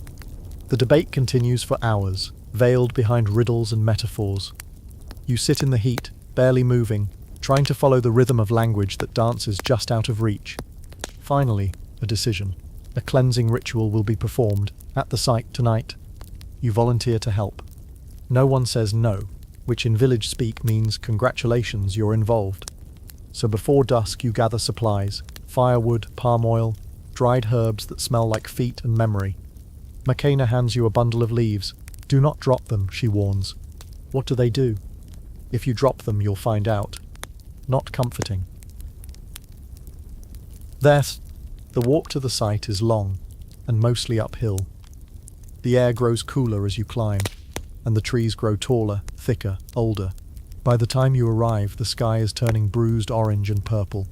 The burial ground is marked by stones arranged in circles, some standing, some fallen. Offerings litter the area. Beads, cloth scraps, broken tools, food long dried and forgotten. Makena leads the ceremony. No one speaks above a whisper. You form a circle. Light small fires, drop herbs into the flames. The smoke curls upward, thick and white, and suddenly everyone begins humming. Not singing, humming, deep, resonant tones that vibrate through your chest. Makena steps into the center, chanting words that sound older than language. Then she points to you. Walk the circle, she says. You freeze. Clockwise, she adds, or you'll confuse the dead.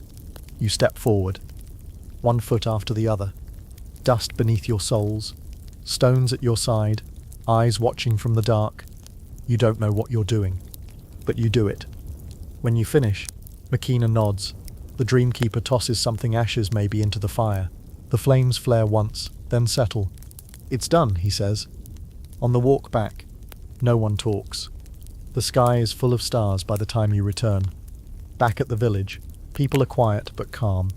The tension has shifted like a bone realigned. You sit by your hut, rubbing the leaf bundle in your hand. Makena joins you briefly, says nothing.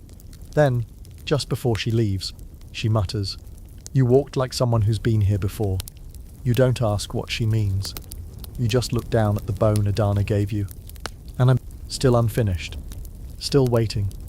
And now, you think you know what to carve next. You wake up, oddly rested, not fully refreshed. No one's throwing confetti in your joints, but you don't feel like you've been trampled by wild goats either, which is progress. Outside, the village is stretching into life again, yawning and creaking like an old wooden house. The air is crisp, not cold, but cool enough that the fire from last night still leaves traces of warmth in your clothes. You stand up, brush sleep off your body, and nearly trip over Zuri, who's sprawled across your threshold like she owns the place. Which, let's be honest, she probably does. You spot Kwabena crouched near the forge, working on something that glows red even in daylight. Sparks fly in controlled bursts. He doesn't look up, but he knows you're watching. "You're ready," he says, still focused on the metal. Ready for what? To make something that remembers you. Cryptic, classic Kwabena. But sure enough, after breakfast, a steamy bowl of millet porridge that tastes like gritty heaven, he calls you over. Beside him sits a row of tools, chisels, hammers, wooden pegs, and several hunks of dark, heavy metal, the same kind that once tried to destroy your thumbs when you helped him early on. He hands you a flat piece of iron, freshly cooled, and gestures toward the fire. Forge your mark? You look at him blankly. He nods to the bone Adana gave you. Whatever you've learnt, put it in there. You stare at the metal, then at the bone, then at your hands calloused now, no longer the soft app-typing fingers you came in with. So you start. You don't try to make anything beautiful. You're not that delusional, but you try to make it real. A shape that means something, a curl from the bone, a line from the forest path, the curve of the drum you helped hollow, even a notch that echoes Zuri's favourite bite mark in your sandal. It's abstract, probably hideous, but it's yours. Kwabanebi watches silently. When you finish, he doesn't praise or correct. He just says, "Don't forget how that felt." Later, you join Omari and a few others at the riverbank. It's laundry day, a ritual of community, judgment, and occasional passive-aggressive splashing. You're assigned a rock and handed a pile of sweaty regret. Your washing technique is enthusiastic but tragic. But Zuenis observes you from a few feet away. You're murdering that cloth. You glance at your hands. "I think it insulted me first." She rolls her eyes and shows you the proper rhythm. Dip, scrub, rinse, beat it like it owes you money. Repeat, you do your best. As you work, someone starts singing. And a slow, rippling melody that bends like the river itself. Others join in. Harmonies build. Water slaps rocks in time with the music. It's not a performance, it's a memory with rhythm, a reminder that even labor here has soul. Zuri jumps in the water and nearly drowns herself in joy. By midday, the clothes are clean, the sun is high, and your arms feel like wet rope. But you're laughing, genuinely, with people who remember your name now without asking, with people who don't flinch when you speak, with people who no longer see you as a novelty, but as a slightly slow-moving member of the family. Back in the village, a new visitor has arrived. She's tall, broad-shouldered, with intricate facial tattoos and a staff made of what looks like petrified lightning. She walks like someone who hasn't forgotten how to fight. Kids gather around her, adults nod in greeting, some with respect, others with curiosity. You ask Omari who she is. "Amana," he says. "She's a map walker." "What's that?" She remembers the old ways, by walking them. You blink. Like, "Literally?" "Yes," he says. Her memory is in her feet. That night, Amana speaks by the fire. Not with stories, with questions. "Where do we forget?" she asks. Someone answers, "Where it hurts too much to look." She nods. "Where do we remember?" Another voice says, "Where we bleed."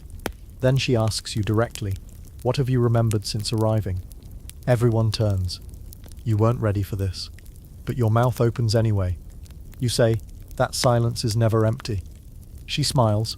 "Good." Then she lifts her staff and begins to trace a map in the dirt. But it's not a regular map. No borders, no rivers, just symbols, dots, arrows, spirals. "This," she says, "is how our ancestors traveled. Not by land, but by memory. Every stop had a story. Every turn a song." You stare at the map, trying to make sense of it. She hands you a stick. "Add something." You hesitate, then draw a crude spiral near the edge. She nods. The spiral means returning. How do you know? Because you drew it. Later that night, as you lie beneath the stars, you stare at the carving Adana gave you. You finally understand what it means. It's not finished, because neither are you. And maybe that's the whole point. You wake to the sound of rain, but it's not the kind you know. It's not a polite drizzle. Not that weak sauce that dots windows and makes people cancel brunch plans. This is real rain. Rain that feels like the sky cracked open and forgot how to shut. You hear it before you feel it, an all-consuming hush broken by the steady percussion of water slamming into earth, roofs, leaves, skin, everything. And your roof. It leaks. Of course it leaks. Not a lot. Just enough to choose the exact spot above your head, like it's trying to wake you on purpose. Zuri is already gone. Probably found a dry patch 3 huts over. Hope's feathers are ruffled in protest, and her expression says, "This is why birds migrate." You stumble out into the storm. The village looks like a watercolor. Colors running into each other. People moving like blurs beneath shawls and baskets. No one panics. No one whines. They just move, fluid, resigned, practical.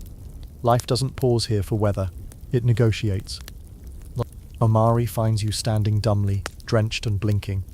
"You don't own a rain wrap?" he asks. You shake your head. He throws one over your shoulders. It smells like smoke and bark and some spice you still can't name. "Today's a good day," he adds. You glance up. It's pouring. Exactly. Turns out, this is planting weather. You join a group of villagers heading to a field just beyond the last cluster of huts. The soil is rich, dark, and already squelching underfoot. Everyone carries baskets of seeds, beans, millet, sorghum, not in neat little packets like you'd find at a gardening centre, but in hand-woven bundles passed down like heirlooms. You try to help. You do. But let's be honest, your first attempt at planting involves dropping seeds too deep in the wrong place, while simultaneously tripping over your own enthusiasm. The field laughs, not cruelly, just knowingly. Makina walks by, barefoot, balanced, efficient. She watches you plant and then quietly redoes your entire row when you move on. You pretend not to notice. The rhythm of the work is hypnotic. Scoop, drop, cover, step.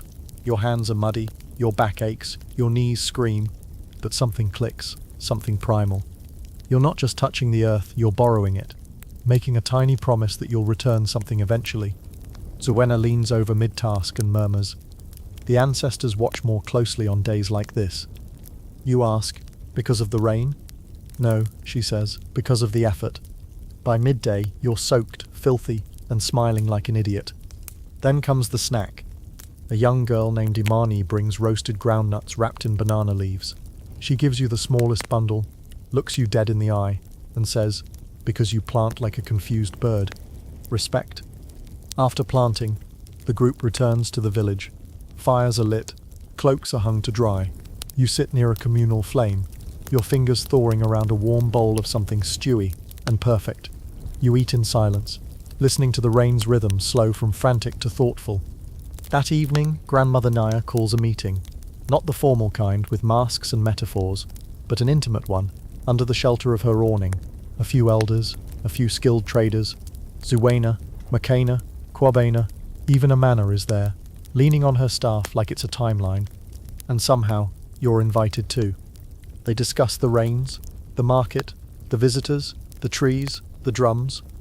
Each voice adds a piece, like weaving a mat. When it's your turn, you feel unqualified, but you speak anyway. You say something about the planting, that it felt like speaking to the ground instead of just using it. They nod.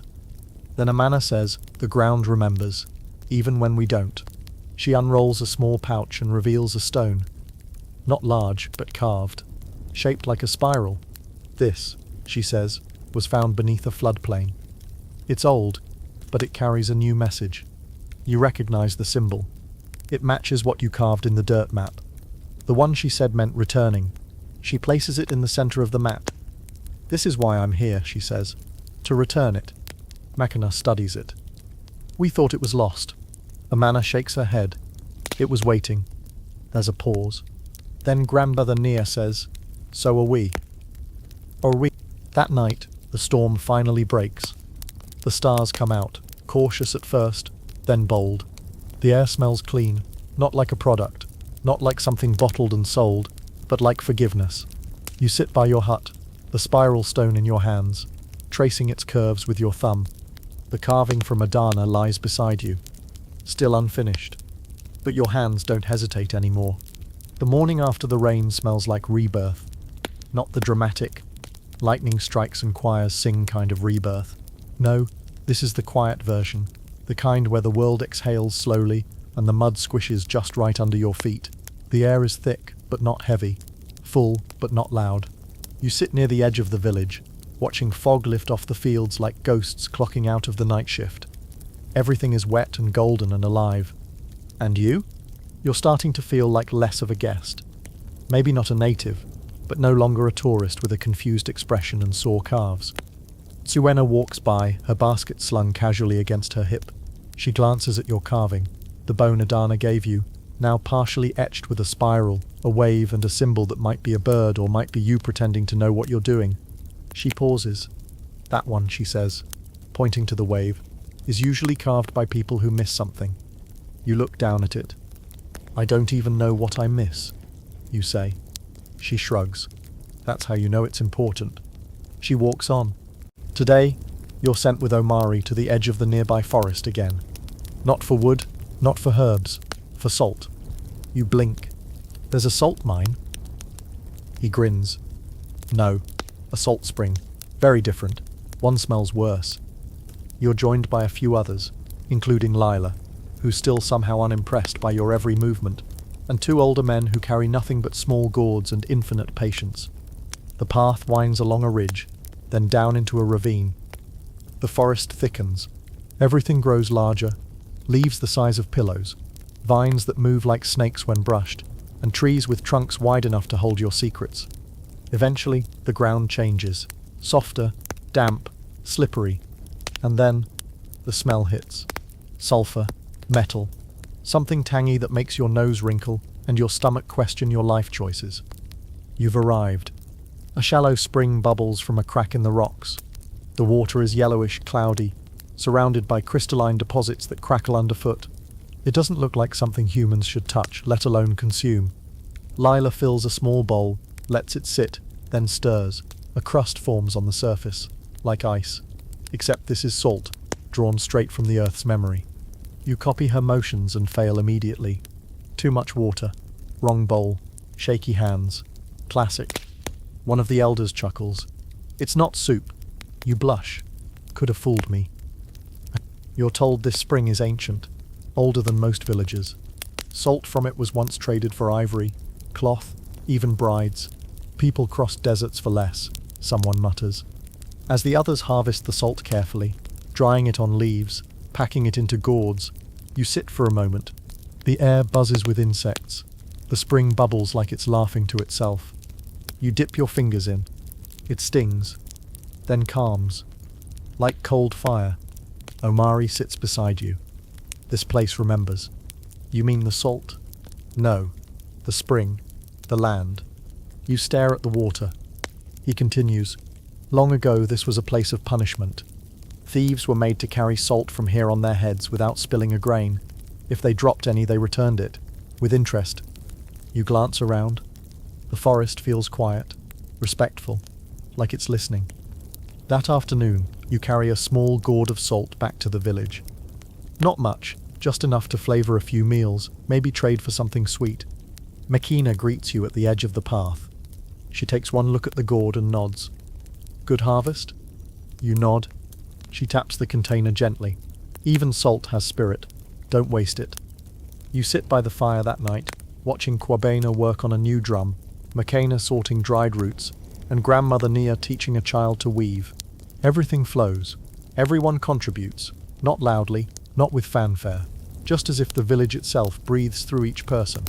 And then, a surprise. Adana returns. You don't see her arrive.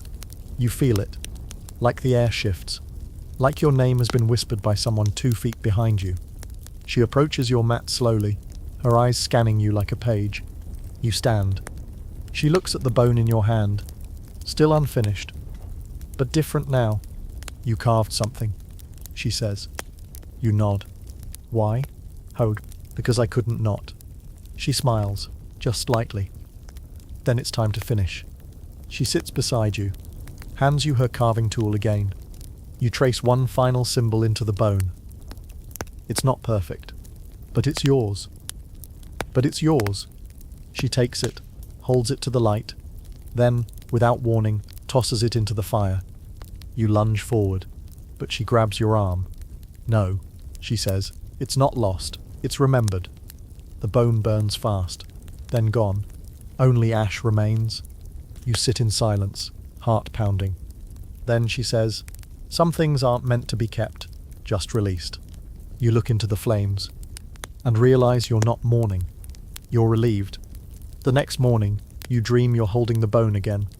Only it's not a bone. It's your voice, solid and smooth in your palm, warm like it remembers being part of you. When you try to speak, it hums instead. Not words, just resonance. A feeling, a memory, a warning. You wake to someone pounding a drum. Not ceremony, not gossip. This one's urgent. People gather quickly, still tying wraps, brushing out sleep, balancing babies on hips. The message travels fast. A young boy from the neighboring village wandered off during a night hunt and hasn't returned. He's been missing for a full day. Grandmother Nia sends a search party. You're asked to join. You don't hesitate. It's you, Omari. Lila, a hunter named Barko, who smells like wet earth and old stories, and a tracker named Seifu, who moves like silence wrapped in muscle. Seifu says little, but when he does speak, Everyone listens. He went east, Sefu says, sniffing the air like an old dog who once dated the wind. Then he turned, chased something. Animal? Omari asks. No, says Sefu. Dare. You begin your march? The jungle thickens fast. Vines claw at your legs. Leaves slap your face. Insects throw unsolicited concerts in your ears. Every step feels like you're being tested or weighed. Sefu finds footprints, a small heel pressed into the mud, angled strangely like the boy slipped. He adjusts course. You follow, one behind the other, breathing in a mix of sweat, sap, and quiet dread. Hours pass. Hours pass. You start to realize something most travel documentaries don't mention. Being lost isn't always a physical location. Sometimes it's the absence of your name in the trees.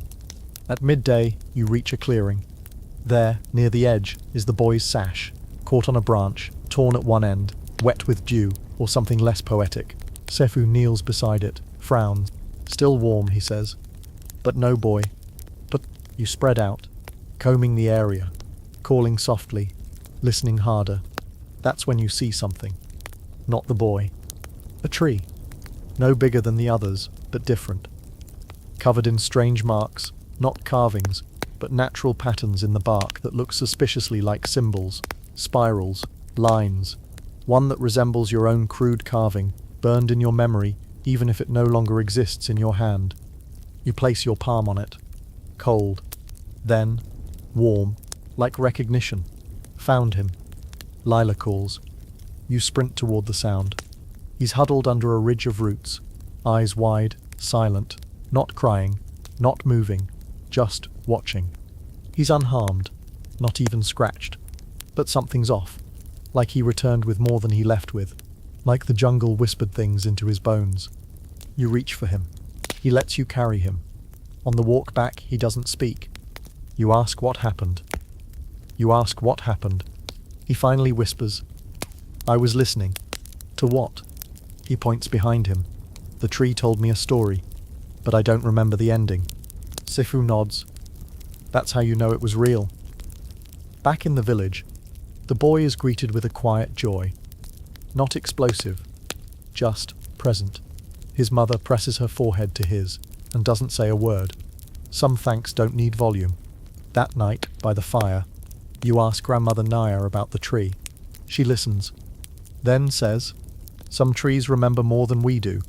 They don't speak often, but when they do, it's to children, fools, or those who forgot they were either. You laugh, softly. So, me then.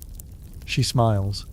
Later, as the fire dies down, Amana approaches. She places something in your hand, another carved bone, smaller, lighter. This one is already marked. 3 symbols, the spiral, the bird, the tree. I didn't carve this, you say. She nods. No, but it waited for you. You sleep deeply that night. No dreams, just a quiet hum in your chest. Like the jungle is still telling stories, and this time you're ready to listen. You wake to laughter, not your own, the kind that echoes through the village like wind chimes built out of people's lungs. It's a festival day. You didn't get the memo clearly, but the rest of the village did. There are cloths hanging from huts, food already cooking, and a distinct uptick in face paint, ankle bells and joyful chaos. Even Zuri's got a flower tucked behind one ear like she's trying to impress someone. You stumble outside, blinking at the sun, looking every bit like someone who just slept through the memo about joy. Hope flutters to your shoulder, caws once, and then pecks your earlobe. Encouragement, apparently. Omari appears, shirtless and grinning, beads around his neck, holding 2 gourds. You're late? For what? He tosses you one. For remembering.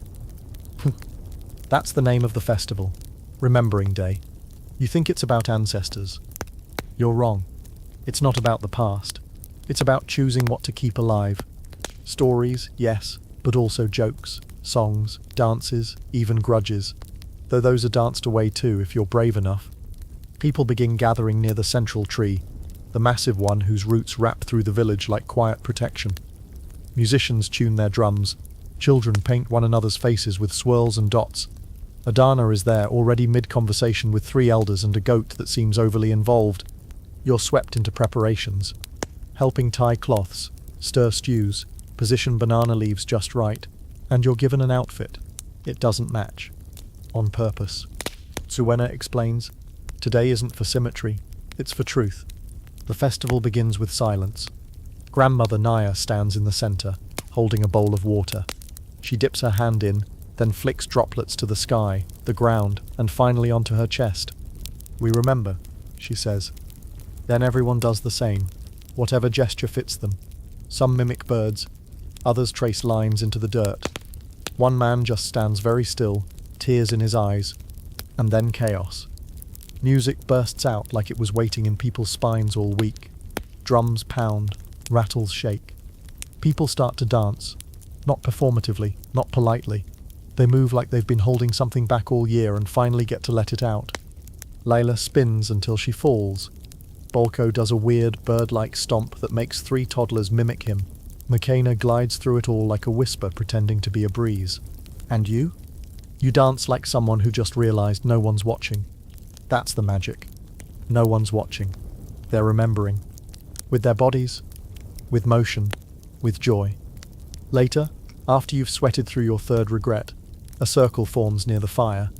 Story time, but not bedtime stories. These are the remembered ones, the ones people don't write down because paper can't hold them properly.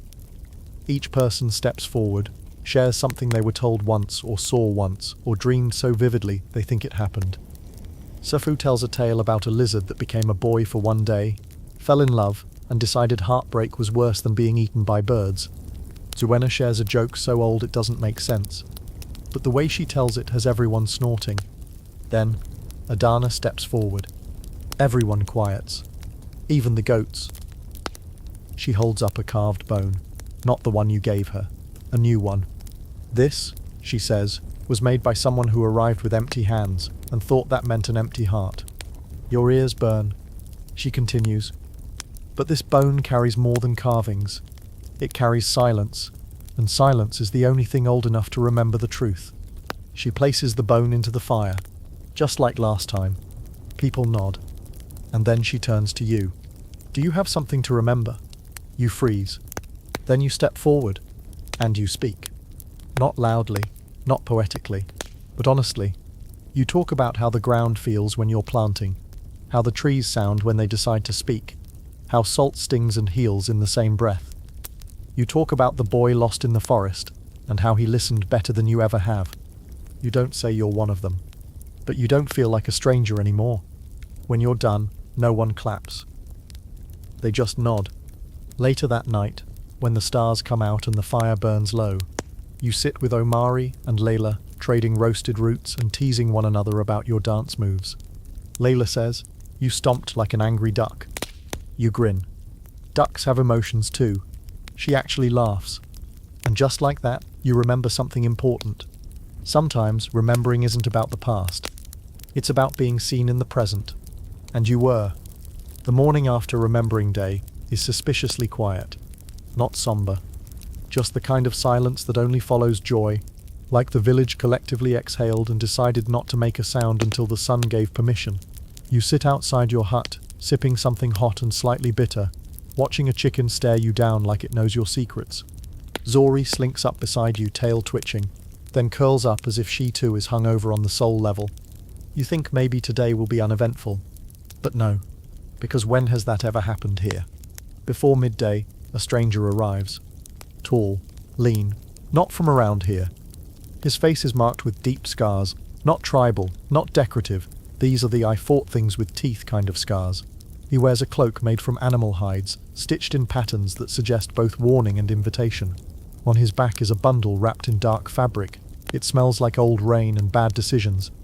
He walks straight into the village and stops at Grandmother Nia's fire. He doesn't speak. He just unwraps the bundle. It's a horn. Twisted, cracked, old, not from a cow or goat or anything you recognize. This thing looks like it belonged to a creature that should have stayed in myths.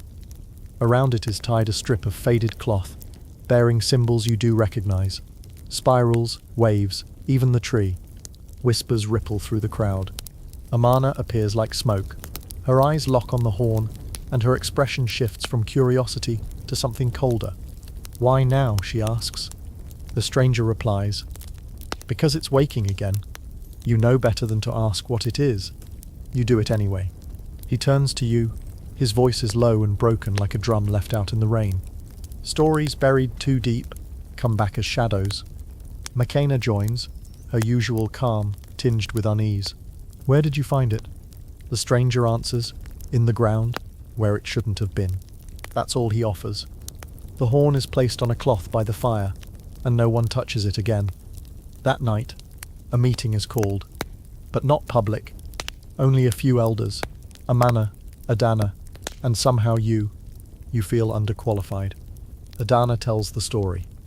Long ago, before the villages grew roots, there were shifters, people who walked between the animal and the human, not because they chose to, but because something in them refused to settle. They weren't witches, they weren't demons, they were possibilities given form. The horn? One of them, or part of one. A creature that changed shape to fit its need. A guardian, maybe, or a destroyer, depending on who you ask. One day, it vanished, buried, sealed, forgotten. Now it's been found. Accidentally, you ask? Amana shakes her head. Nothing important is found by accident. They talk late into the night, what to do, what to say, whether to hide it again or confront whatever it stirs. You don't contribute much, until Adana asks, "What does your carving mean now?" You blink. It doesn't exist anymore. "Exactly," she says. You look at her, and then you get it. The carving wasn't about possession. It was about transformation. The horn, though, it hasn't transformed. It's still waiting to be something. And maybe that's the danger. You suggest a vigil, not a ritual, not a sacrifice. Just presence, watching, honoring, reminding the horn and yourselves that forgetting has a cost. They agree. The next day, a circle is built around the horn, stones, herbs, symbols drawn in ash. Not to trap it, to acknowledge it. People take turns sitting by it, telling stories, not of fear, of memory, of identity, of change. When it's your turn, you sit beside it. You don't speak at first. Then quietly you say, "I came here with nothing, thought that made me empty, but maybe it just made me ready." You place a small object beside the horn, a shard of your old cup, cracked but clean. You say nothing more. Later, as the sun sets, you notice something odd. The horn? It's lighter. Did it? Not physically, but in presence. It no longer dominates the space. It rests. And maybe that's all it needed. Someone to remember it without fear. The horn is gone. You wake to the usual chirping, goat complaints, and the distant thump of early morning pestles, and it's just not there anymore. No shattered pieces, no smouldering, no dramatic note scribbled in charcoal on the ground. Just an empty cloth where it had been. And no one is panicking. Not outwardly, but something's shifted. You can feel it in the way people avoid the fire pit this morning, how they stir their morning millet a bit too long, how the children play further from the center of the village. When you ask Omari, he shrugs. Maybe it returned to where it came from. That's not helpful, you mutter. He shrugs again. Neither is worrying about it. Classic Omari. You find Amana near the southern path, carving something into a piece of bark with unnerving focus. "Did you move the horn?" you ask. "No," she says, not looking up. But it moved with purpose. You wait, expecting more. She finally adds, "Sometimes when a story is truly heard, it leaves. That should comfort you." It doesn't. But life moves on. Today you're sent with a group to the riverbank again. But not for water or laundry or quiet existentialism. It's fishing day. You've heard of this. You've seen kids with nets. You've tasted the smoky, blistered results. But you've never done it. And of course, they send you to the hardest part, trap setting. It's a simple system, really. Bundles of reeds, rope made from bark, stones for anchoring, and bait that smells like regret. You wade waist deep into the river, squinting against the glare, trying not to scream every time something brushes your leg. Zuri sits on the bank, smug and dry, McKenna moves beside you like she was born in this river. She ties knots faster than your brain can spell knot. She hands you one. You fumble it immediately. Don't overthink it, she says. That's like telling a bee not to buzz. She raises an eyebrow. Is that a proverb? Not yet. She smirks. Eventually, you get the hang of it. Not perfectly, but adequately. You set 3 traps. One of them actually works. You feel like a wizard, until a catfish the size of a small suitcase slaps you across the shins and escapes. Everyone laughs. Even Zuri. Back on shore, the catch is sorted. Some kept, some traded, some returned to the river with a murmur and a respectful splash. That part surprises you. They weren't the right ones, McKenna says. Too small, too old, too loud. Loud? She nods. You can hear it if you listen right. Sure, you think, you're hallucinating fish noises now. But then you hear something else. Drumming. Not from the village. From across the river. Faint, repetitive, syncopated in a way that doesn't feel familiar. Everyone pauses. McKenna stands. Her face goes tight. That's not our rhythm. Amari arrives, listening too. It's the stone beat. You frown. What's that? He doesn't answer. McKenna mutters. Didn't think they were still out there. You ask again, louder. Who? The Watchers, she says. Apparently they're real. Not spirits, not enemies, not quite neighbours either. Just others. A small group who live beyond the known rivers, who observe but don't participate, who rarely speak, never barter, and only appear when something unusual happens, like a horn vanishing. And apparently they drum when they're deciding what to do next. And everyone quietly begins packing up the fish. No panic, just urgency. Back in the village, there's a hush again. But a different kind this time. Not fear, preparation. Drums are checked, firewood gathered, children sent indoors early. You try asking more questions. You get few answers. Grandmother Naya says only, some things aren't ours to explain, just to receive. That night, you sleep lightly. Not because of fear, because the air feels thick with something else. Expectation. And maybe, invitation. You dream of the river, not as it is, but as it was, wider, wilder, a mirror of the sky, and someone, something, watching you from the opposite bank.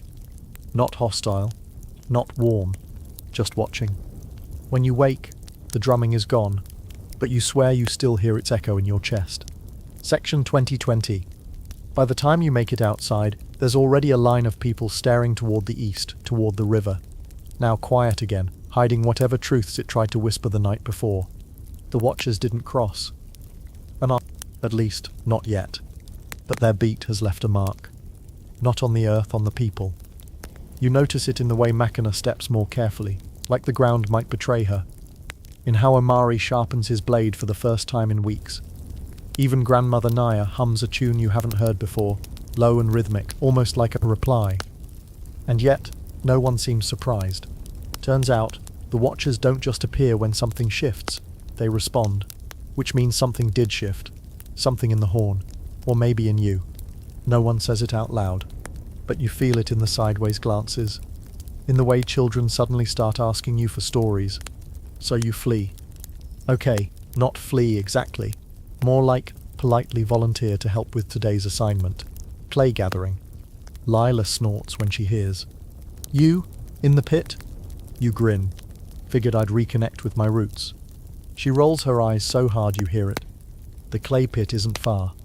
A shallow bowl carved into a hillside, surrounded by low shrubs and buzzing flies.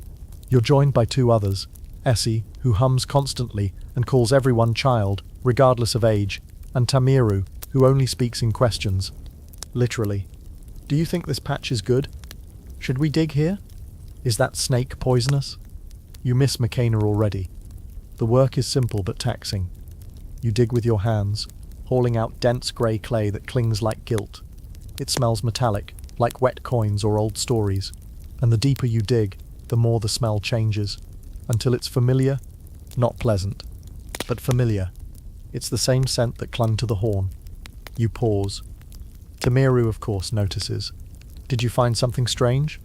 Izai kneels beside you. Her tone drops. Careful. Clay that smells like warning should be used with intention. You glance down. There's a vein of darker clay here, almost black, streaked with flecks of red. It pulses faintly in the sunlight, like it's breathing. You touch it. Cold. Then, hot. Of course. Izai doesn't stop you, but she watches. You gather only a small portion, just enough to mold something small later. Maybe a vessel, maybe a figure, maybe nothing, if it decides not to cooperate. Back at the village, the clay is passed off to the artisans, who knead it like dough and talk to it like a toddler. You keep your dark sample separate. In private, you begin to mold. Not consciously, not with a plan. Your hands move like they're remembering something they never learned. When you stop, you've shaped a figure, tall, lean, head tilted sideways, one arm raised, the other folded in. It has no face, just spirals where eyes should be, and a horn coiled on its back. You don't recognize it. But you do. You wrap it in cloth and place it inside your hut. Then you leave it alone, because sometimes unfinished things deserve privacy. That evening, the watchers arrive. No drums, just presents. 4 of them, cloaked in bark-coloured robes, eyes painted white, expressions unreadable. They move like smoke held together by memory. They say nothing, but people part around them like water. One walks straight to your carving, unwraps it, studies it, places it in the centre of the gathering circle. No comment. Then they all sit. Just sit. Like they've been invited for tea but brought existential dread instead. Eventually, one of them speaks. The voice is neither male nor female, not young, not old, just voice. This is not a warning. People murmur. The watcher continues. This is a mirror. You want to ask, of what? But you already know. The horn. The carving. The story you told that night around the fire. They weren't separate. They were reflections of a question you haven't dared ask yet. Not out loud. Who am I? Now, the watchers rise as silently as they came. Leave the carving behind. They disappear into the dark without fanfare. No goodbye, no trail, not even a suspicious rustle. But the carving remains. So do the spirals. And for the first time, people start asking you what they mean. You don't answer. Not because you don't know, but because, maybe, it's not your answer to give. The day after the watchers leave, nobody pretends nothing happened, which is new. Usually this village is spectacular at the fine art of spiritual nonchalance. A fireball could erupt from the well, and someone would just mutter, "Ah, Tuesday," and go back to stirring yams. But not today. Today there's a quiet clarity in the air, like the village is still holding its breath, just to see what your next one sounds like. The carving sits in the center of the circle now. Not in the fire pit, not on a pedestal, just there, like it belongs, like it always did, like it was never really yours. Zuena brushes past it that morning and taps its shoulder gently, respectfully, like greeting an old friend. "You made this," she says to you. "Maybe," you reply. She nods. "Or it made you." You pretend to laugh, but you're not sure she's joking. Later that day, Adana pulls you aside. She hands you a bundle wrapped in banana leaves. Inside, 3 bones, smooth and unmarked. "You've carved," she says. "Now you listen." You blink. Listen to what? She points to the bones. Them. Oh, obviously. Talking bones. You don't argue. She leads you to the edge of the sacred grove, that place where the trees grow so tight together they block out the sky, and the air always smells like wet soil and memory. You sit. You unwrap the bones. You stare at them. They don't say a word. Then Adana leans in. "Listening doesn't mean hearing," she says. "It means receiving." She leaves you there. You spend the next hour trying to receive something from 3 dead animal pieces. You hold them, smell them, tap them together like morbid castanets. Nothing. Until you stop trying. That's when it happens. Not a voice. A pull. A sensation that these bones remember being part of something living. Not just moving, but witnessing. A hunt. A storm. A burial. You close your eyes and for a moment you feel wind that hasn't blown in centuries. Hear drums you've never touched. see faces that never belong to you, but feel familiar, and then it's gone. And you open your eyes. The bones are still bones, but you're not still you. Not entirely. You walk back slower, not because you're tired, because you're full. Later, Omari finds you sitting near the central tree, bones in your lap. He plops beside you and hands you a mango. You okay? I think I just time-traveled with animal remains. He nods, chewing. First time's weird. You glance at him. First time? He grins. Then, they ever show you the shadow walk? Your eyebrows knit. Is that like a ghost tour? Kind of, but more footwork. Less screaming. He explains. There's a tradition. Rare, quiet, never taught, only shown. You follow the path of someone who's passed on. Not just walk where they walked. You mimic their steps, literally, every movement, every pause, every glance. The idea is that you become their memory. And if you do it right, you might feel what they felt, see what they saw, hear what they feared. He asks if you want to try. You say yes before thinking. Why wouldn't you? At dusk, he takes you to the edge of the northern fields. There, he draws lines in the dust with a reed and places 5 stones in a crooked row. This was a Dicer's path, he says. Who's a dicer? A fire breather, a coward, a seer. Depends on who's telling it.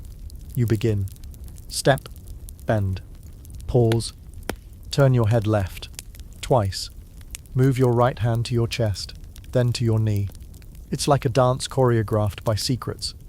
Each motion is odd, until it's not. Somewhere between the 3rd and 5th stone, your mind clicks. You're not you. You're tired, terrified, carrying something. Not physical, not even emotional. Spiritual. A burden passed to you by someone you trusted, and now you're walking it to its end. You stop suddenly. Omari touches your shoulder. You felt it? You nod. He doesn't ask what. He just walks back with you. You lie awake that night, the bones beside your mat, the spiral-eyed carving still sitting silent under the stars. And you start to understand something the Watchers never said aloud. Identity isn't built. It's remembered. And remembering isn't always safe. But it's the only way forward. The bones go missing the next morning. Not stolen, just gone. Your mat is undisturbed. Your door still swings the wrong way. Nothing else is touched. But the 3 smooth bones Adana gave you, the ones that made you feel like a vessel full of borrowed memories, vanished. At first, you think maybe Zuri stole them. She's stolen more cryptic objects for far less obvious reasons, but she's napping belly up in the sun like a guiltless goddess. Then you assume it's a prank. You even corner Omari. He laughs. I wouldn't mess with ancestral remnants. I like my sleep ghost-free. You try Adana next. She just smiles. They go where they're needed. That's the answer she gives you. And only that. You want to ask, but I needed them. And then you realize maybe you don't. Not anymore. Still, you feel off. Like a song you only half remember. Like a story missing the last line. So you go to the carving. It's still in the center of the village. Someone's placed flower petals around it. Someone else added a bead necklace. It's slowly turning into a shrine, and that makes you nervous. You didn't make a god, you made a memory, and memories don't like being worshipped. You sit beside it and whisper, "If you took the bones, I want royalties." A child passing by snorts. That afternoon, you're sent to gather herbs with Isi. She's humming, as usual, but this time it's a tune you swear you've never heard before, and yet somehow know. The herbs are secondary. What she's really showing you is the rhythm of gathering. Not just what to take, but what to leave behind. She taps roots gently, listens to leaves before plucking, even asks a tree before borrowing bark. You follow her lead. You find a vine with berries so black they shine blue. You reach out and Azy stops your hand. "Not today," she says. "Why?" They're listening. "Right. Of course." You return with a bundle that smells like every grandmother's wisdom and every mother's threat. It's boiled into a tea that makes your head swim and your skin feel like it remembers being rain. That night, you dream again. But this time, not in symbols. You dream of yourself, sitting in the center of the village, alone. Everyone else is gone, but their shapes remain, shadows burned into the huts, laughter echoing in absence. The carving is beside you, and it speaks. It says, "You've mistaken remembering for holding on." Then it dissolves. You wake up sweating. Outside, someone's playing a drum. Not the usual beat. A slow, dragging rhythm. You follow it to the edge of the village. There you find Amana. She's sitting by a small fire. Not for warmth, but for presence. Her eyes are closed. The drum is beside her, playing itself, or maybe she's playing it in her sleep. You're not sure which option is more disturbing. She opens one eye. "You let go?" "I don't know." "Then you haven't." You sit down. She says nothing else. Neither do you. The drum continues. After a while, she hands you a feather. And it's black, but not raven black. This is darker, thicker. It hums when you touch it. You say, "I'm not ready." She shrugs. "Then you'll carry it until you are." You return to your hut. You place the feather beside the carving. You stare at both. You wonder if you're collecting relics or building a body you'll eventually inhabit. Sleep doesn't come. You stay up, writing in your mind stories, names, paths, not for anyone else, just to keep yourself tethered.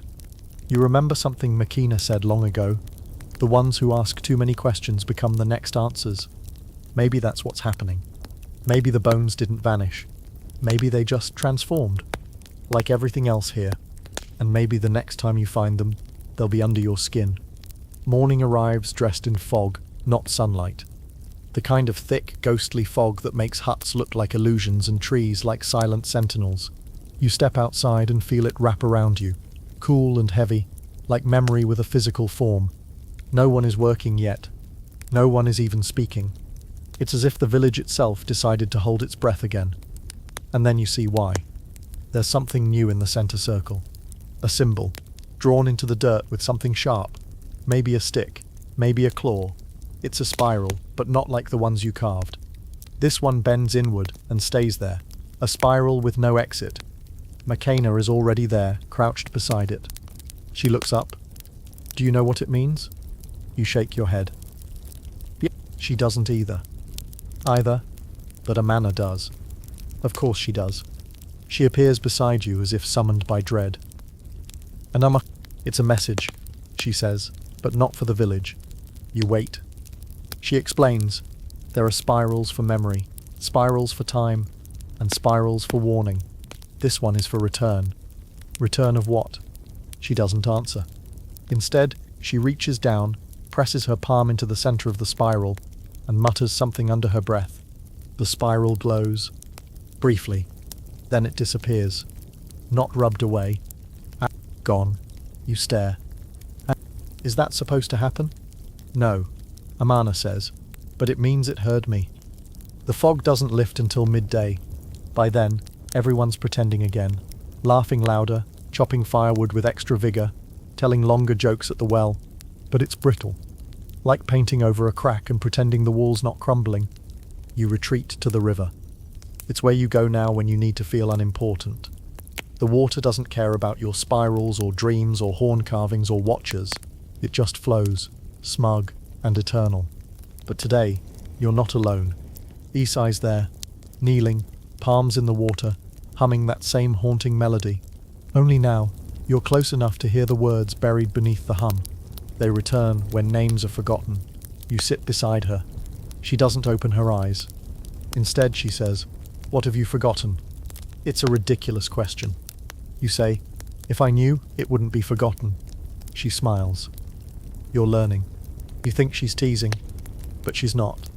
You glance down into the river and see something shimmering. Not a fish. Not a fish. A reflection. Not of you, of the carving. But it's moving. The spiral eyes blink. You flinch and look up. No one's there. Now, Isai just hums louder. You try to leave, but the water grabs your ankle. Not literally, but that's how it feels. Heavy, pulling, like it wants you to stay. You whisper, "What do you want?" The answer bubbles up inside you. To be remembered. But you don't know who said it, or what said it. Back in the village, Makina corners you with urgency. There's been another mark, she says.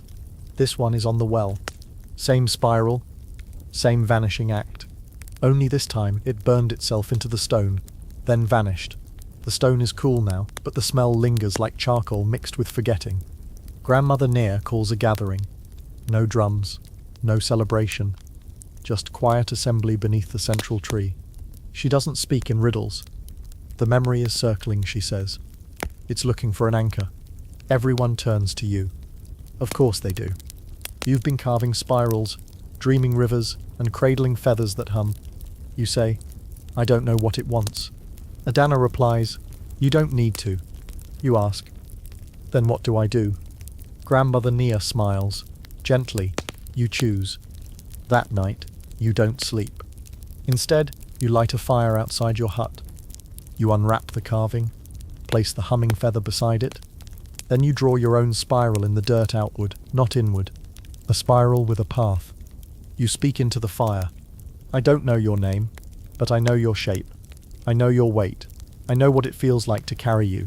So if you need a home, you pause. Breathe. I'm here. The fire flares. The feather floats. Floats. And for 1 second, just one, everything goes silent. Not the peaceful night kind of silent. The something just heard you, kind of silent. You sit still for a long, long time. And when you finally blink, the spiral is gone. Again. But so is the carving. You don't panic.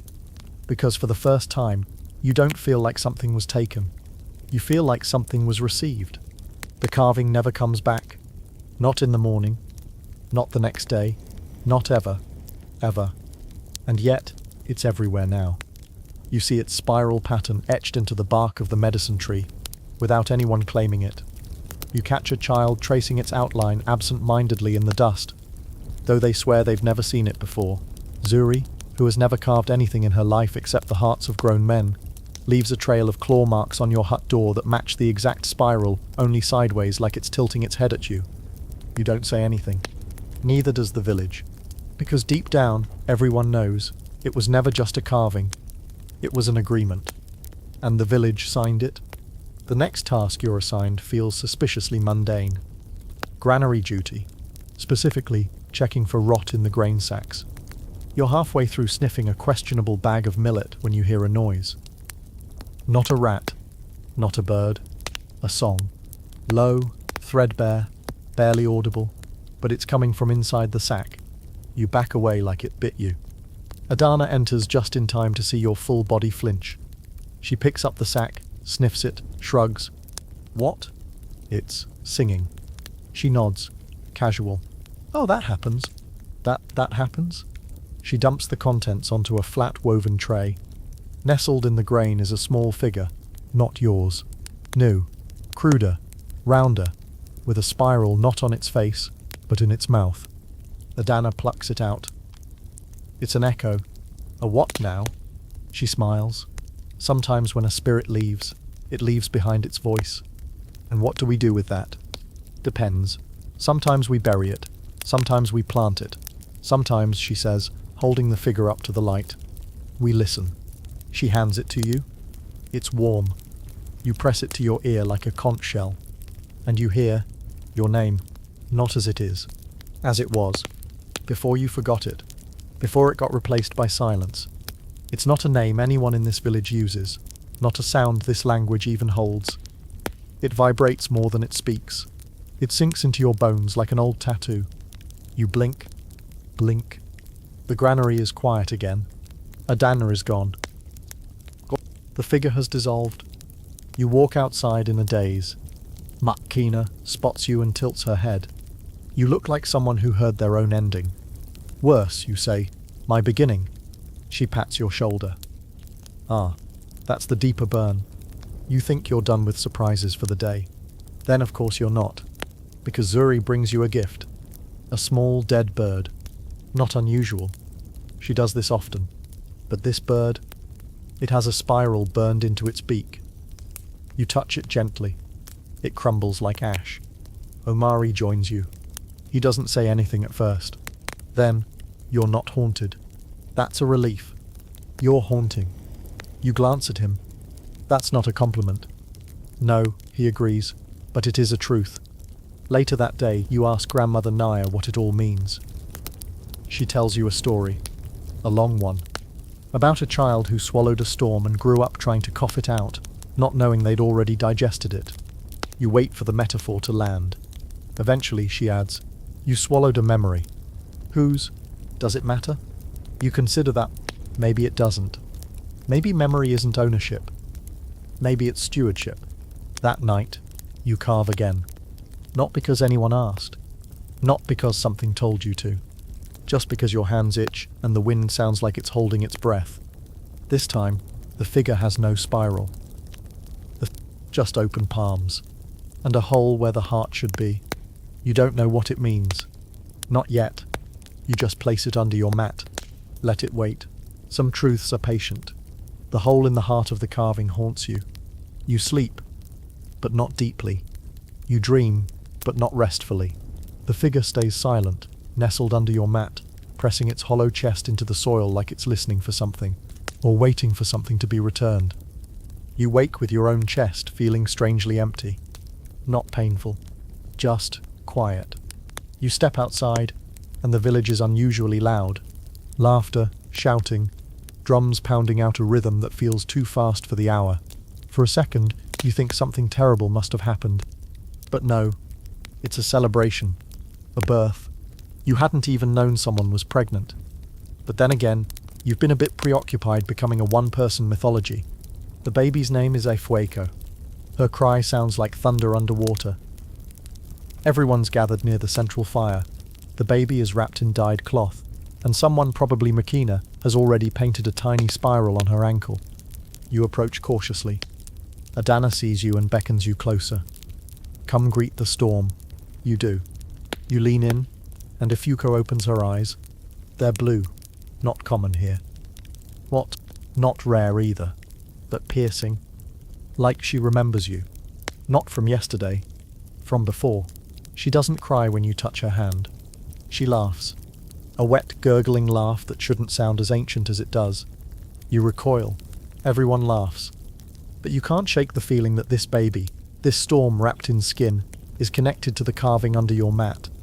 You go back, pull it out. It's changed. It's no longer hollow. The hole in its chest is filled with something soft. Not clay, not bone, feather. That humming black feather from before. Except, you never put it there. You never even saw it after it vanished weeks ago. Now, it's embedded, like a heart, like a promise. You lift the figure and, this time it vibrates. Not in your hands, in your chest. A low resonance, like the bass note of a song you haven't heard the rest of yet. Later, you show it to Amana. She doesn't flinch, just nods. Ah, she gave it back. She? Shy? She nods again. The memory you hosted. You mean the spirit? No, she says. The you that wasn't ready. That doesn't help. But you don't push it. Instead, she hands you a bundle of bark, rolled tight and bound with thin leather. Unwrap it in the grove, she says. So you do. You wait until dusk, then walk the path through the thick trees, into the shadowed quiet of the sacred grove. You sit on the mossy stone in the center, the one that feels like a forgotten altar, and open the bundle. Inside, a mask, old, cracked, painted with earth dye, and marked with, you guessed it, spirals. But not on the face. On the inside, you hold it up, stare through it. Everything blurs. You see the village, but not the one you live in. A different one. Same layout. Different people. Older garb. No fire pit. No drums. You hear chanting. You hear your name, but not this name. The old one. The one the bones whispered. Then it's gone. You remove the mask. Sit there for a long time. Breathing. Not because you're winded, but because you're realigning. You realize the carving under your mat isn't the only thing that changed. You did. Again. And again. And again. Maybe this was never about survival. Maybe it was about recognition. You are not the outsider. Not anymore. You're the echo. You're the answer to a question this land asked long ago and waited patiently to receive. Back in the village, Foucault cries for the first time since her birth. The wind shifts. The spiral on her ankle fades. She doesn't need it anymore. You carry that shape now. All of it. Every loop. Every turn. Every return. It begins to rain, as if the sky finally decided to comment on everything. A soft, relentless drizzle. Not enough to flood. Not enough to stop anything. Just enough to remind you the sky's still watching. You sit outside your hut, letting it wash over your face, letting it soak into the carving, into the earth, into whatever you've become. Makane joins you. No warning, no greeting, just drops beside you like gravity brought her here. She says, "You should know what happened the last time someone carried a memory too far." You glance at her. Oh good. Is this a bedtime story or a cautionary tale? She shrugs. Both. The story goes like this. Long ago, before the current names, before the fire pit, before the drums, there was a woman named Tandy. She could hear the spirits in the river, see shapes in the smoke, carve warnings before they happened. The village feared her, but they used her. And like most things that are both needed and feared, she was eventually blamed. A drought came. Crops failed. Children got sick. And so they told Tandy to unsee what she had seen, to forget what she had remembered. She refused. They exiled her to the high cliffs. She carved her last message into stone, a spiral, but reversed. They say the rains came back the moment she died. Some say the river still carries her voice. Others say she became the storm itself. You ask Makina, "Why tell me this now?" She says, "Because you're not Tandy." Good. But you might be someone else's Tandy. You sit with that for a while. Because it's not a compliment. It's a mirror. The rain keeps falling. At night, the dreams return. But they aren't just yours now. You see Ifuko, laughing underwater. You see Zuri, walking backward across a bridge made of ribs. You see Grandmother Nia, whispering into a hole in the earth. And the hole whispers back. And through it all you feel that pull again. That vibration in your chest that's no longer fear, no longer even memory. It's recognition. The spiral has turned. You wake before dawn and walk without reason or instruction into the northern trees. You're not alone. Isai is already there. Amana too. Zuri. Amari. Even Makena. They all knew. None of them speak. Together, you form a circle. No fire. Just presence. Someone begins to hum. Low, steady.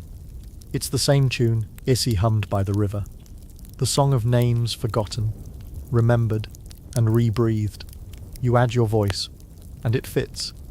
At the center of the circle, something rises. Not out of the earth, not from the sky. From you. From your chest. From the carving you left behind that night, now returned in you.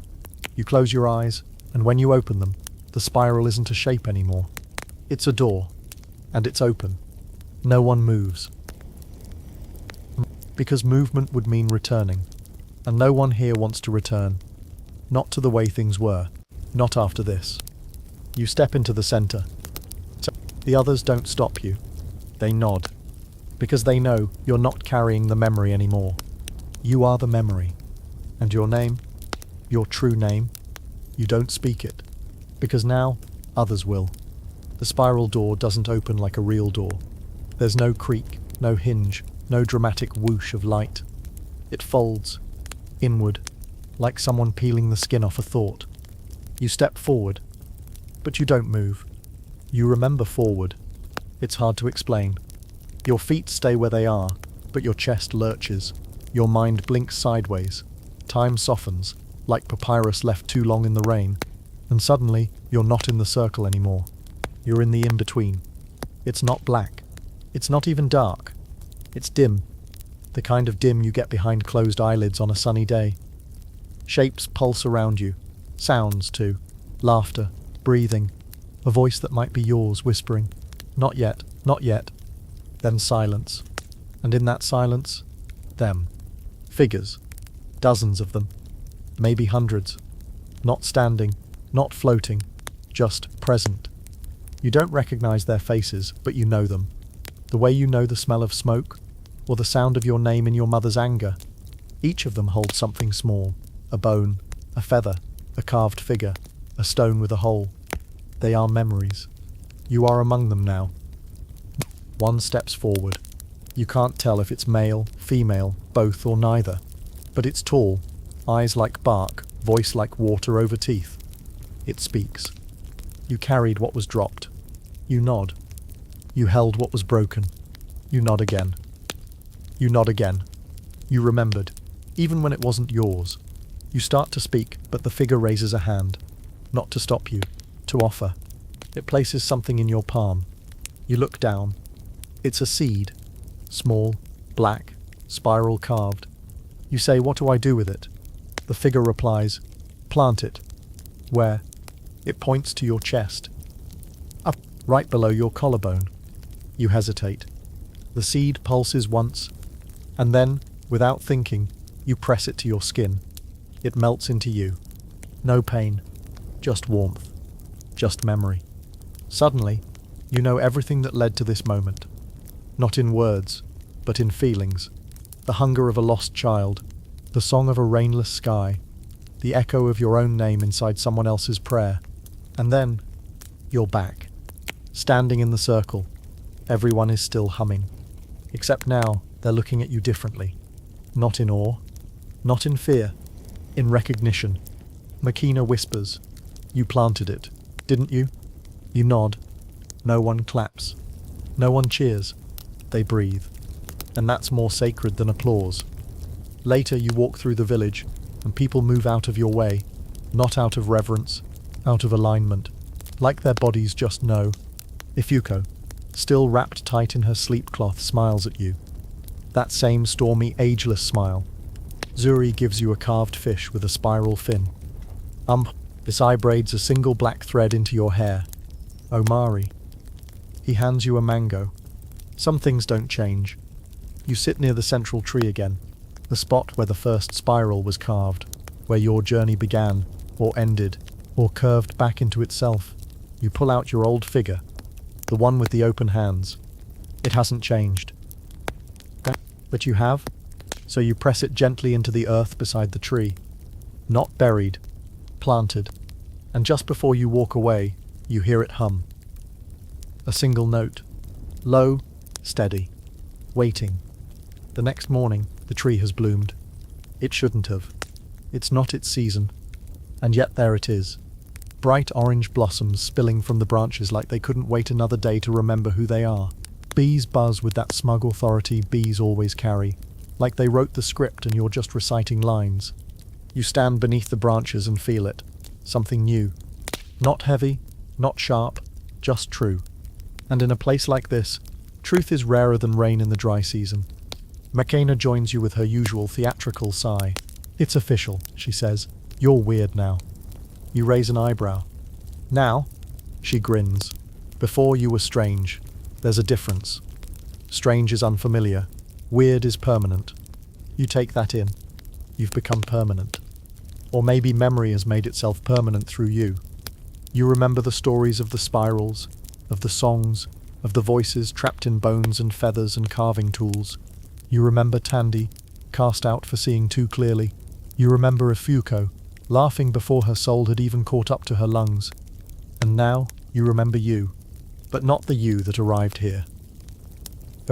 Not the one that doubted, or feared, or bargained. The one that became. You walk through the village and see the spirals everywhere. Now, not because they're suddenly appearing, but because your eyes have adjusted. It's like learning to hear a second rhythm beneath the drumbeat. They were always here, waiting. You step into the grove one last time. The moss feels softer. The stone feels warmer. You sit, close your eyes, breathe, and in the quiet between thoughts, something echoes.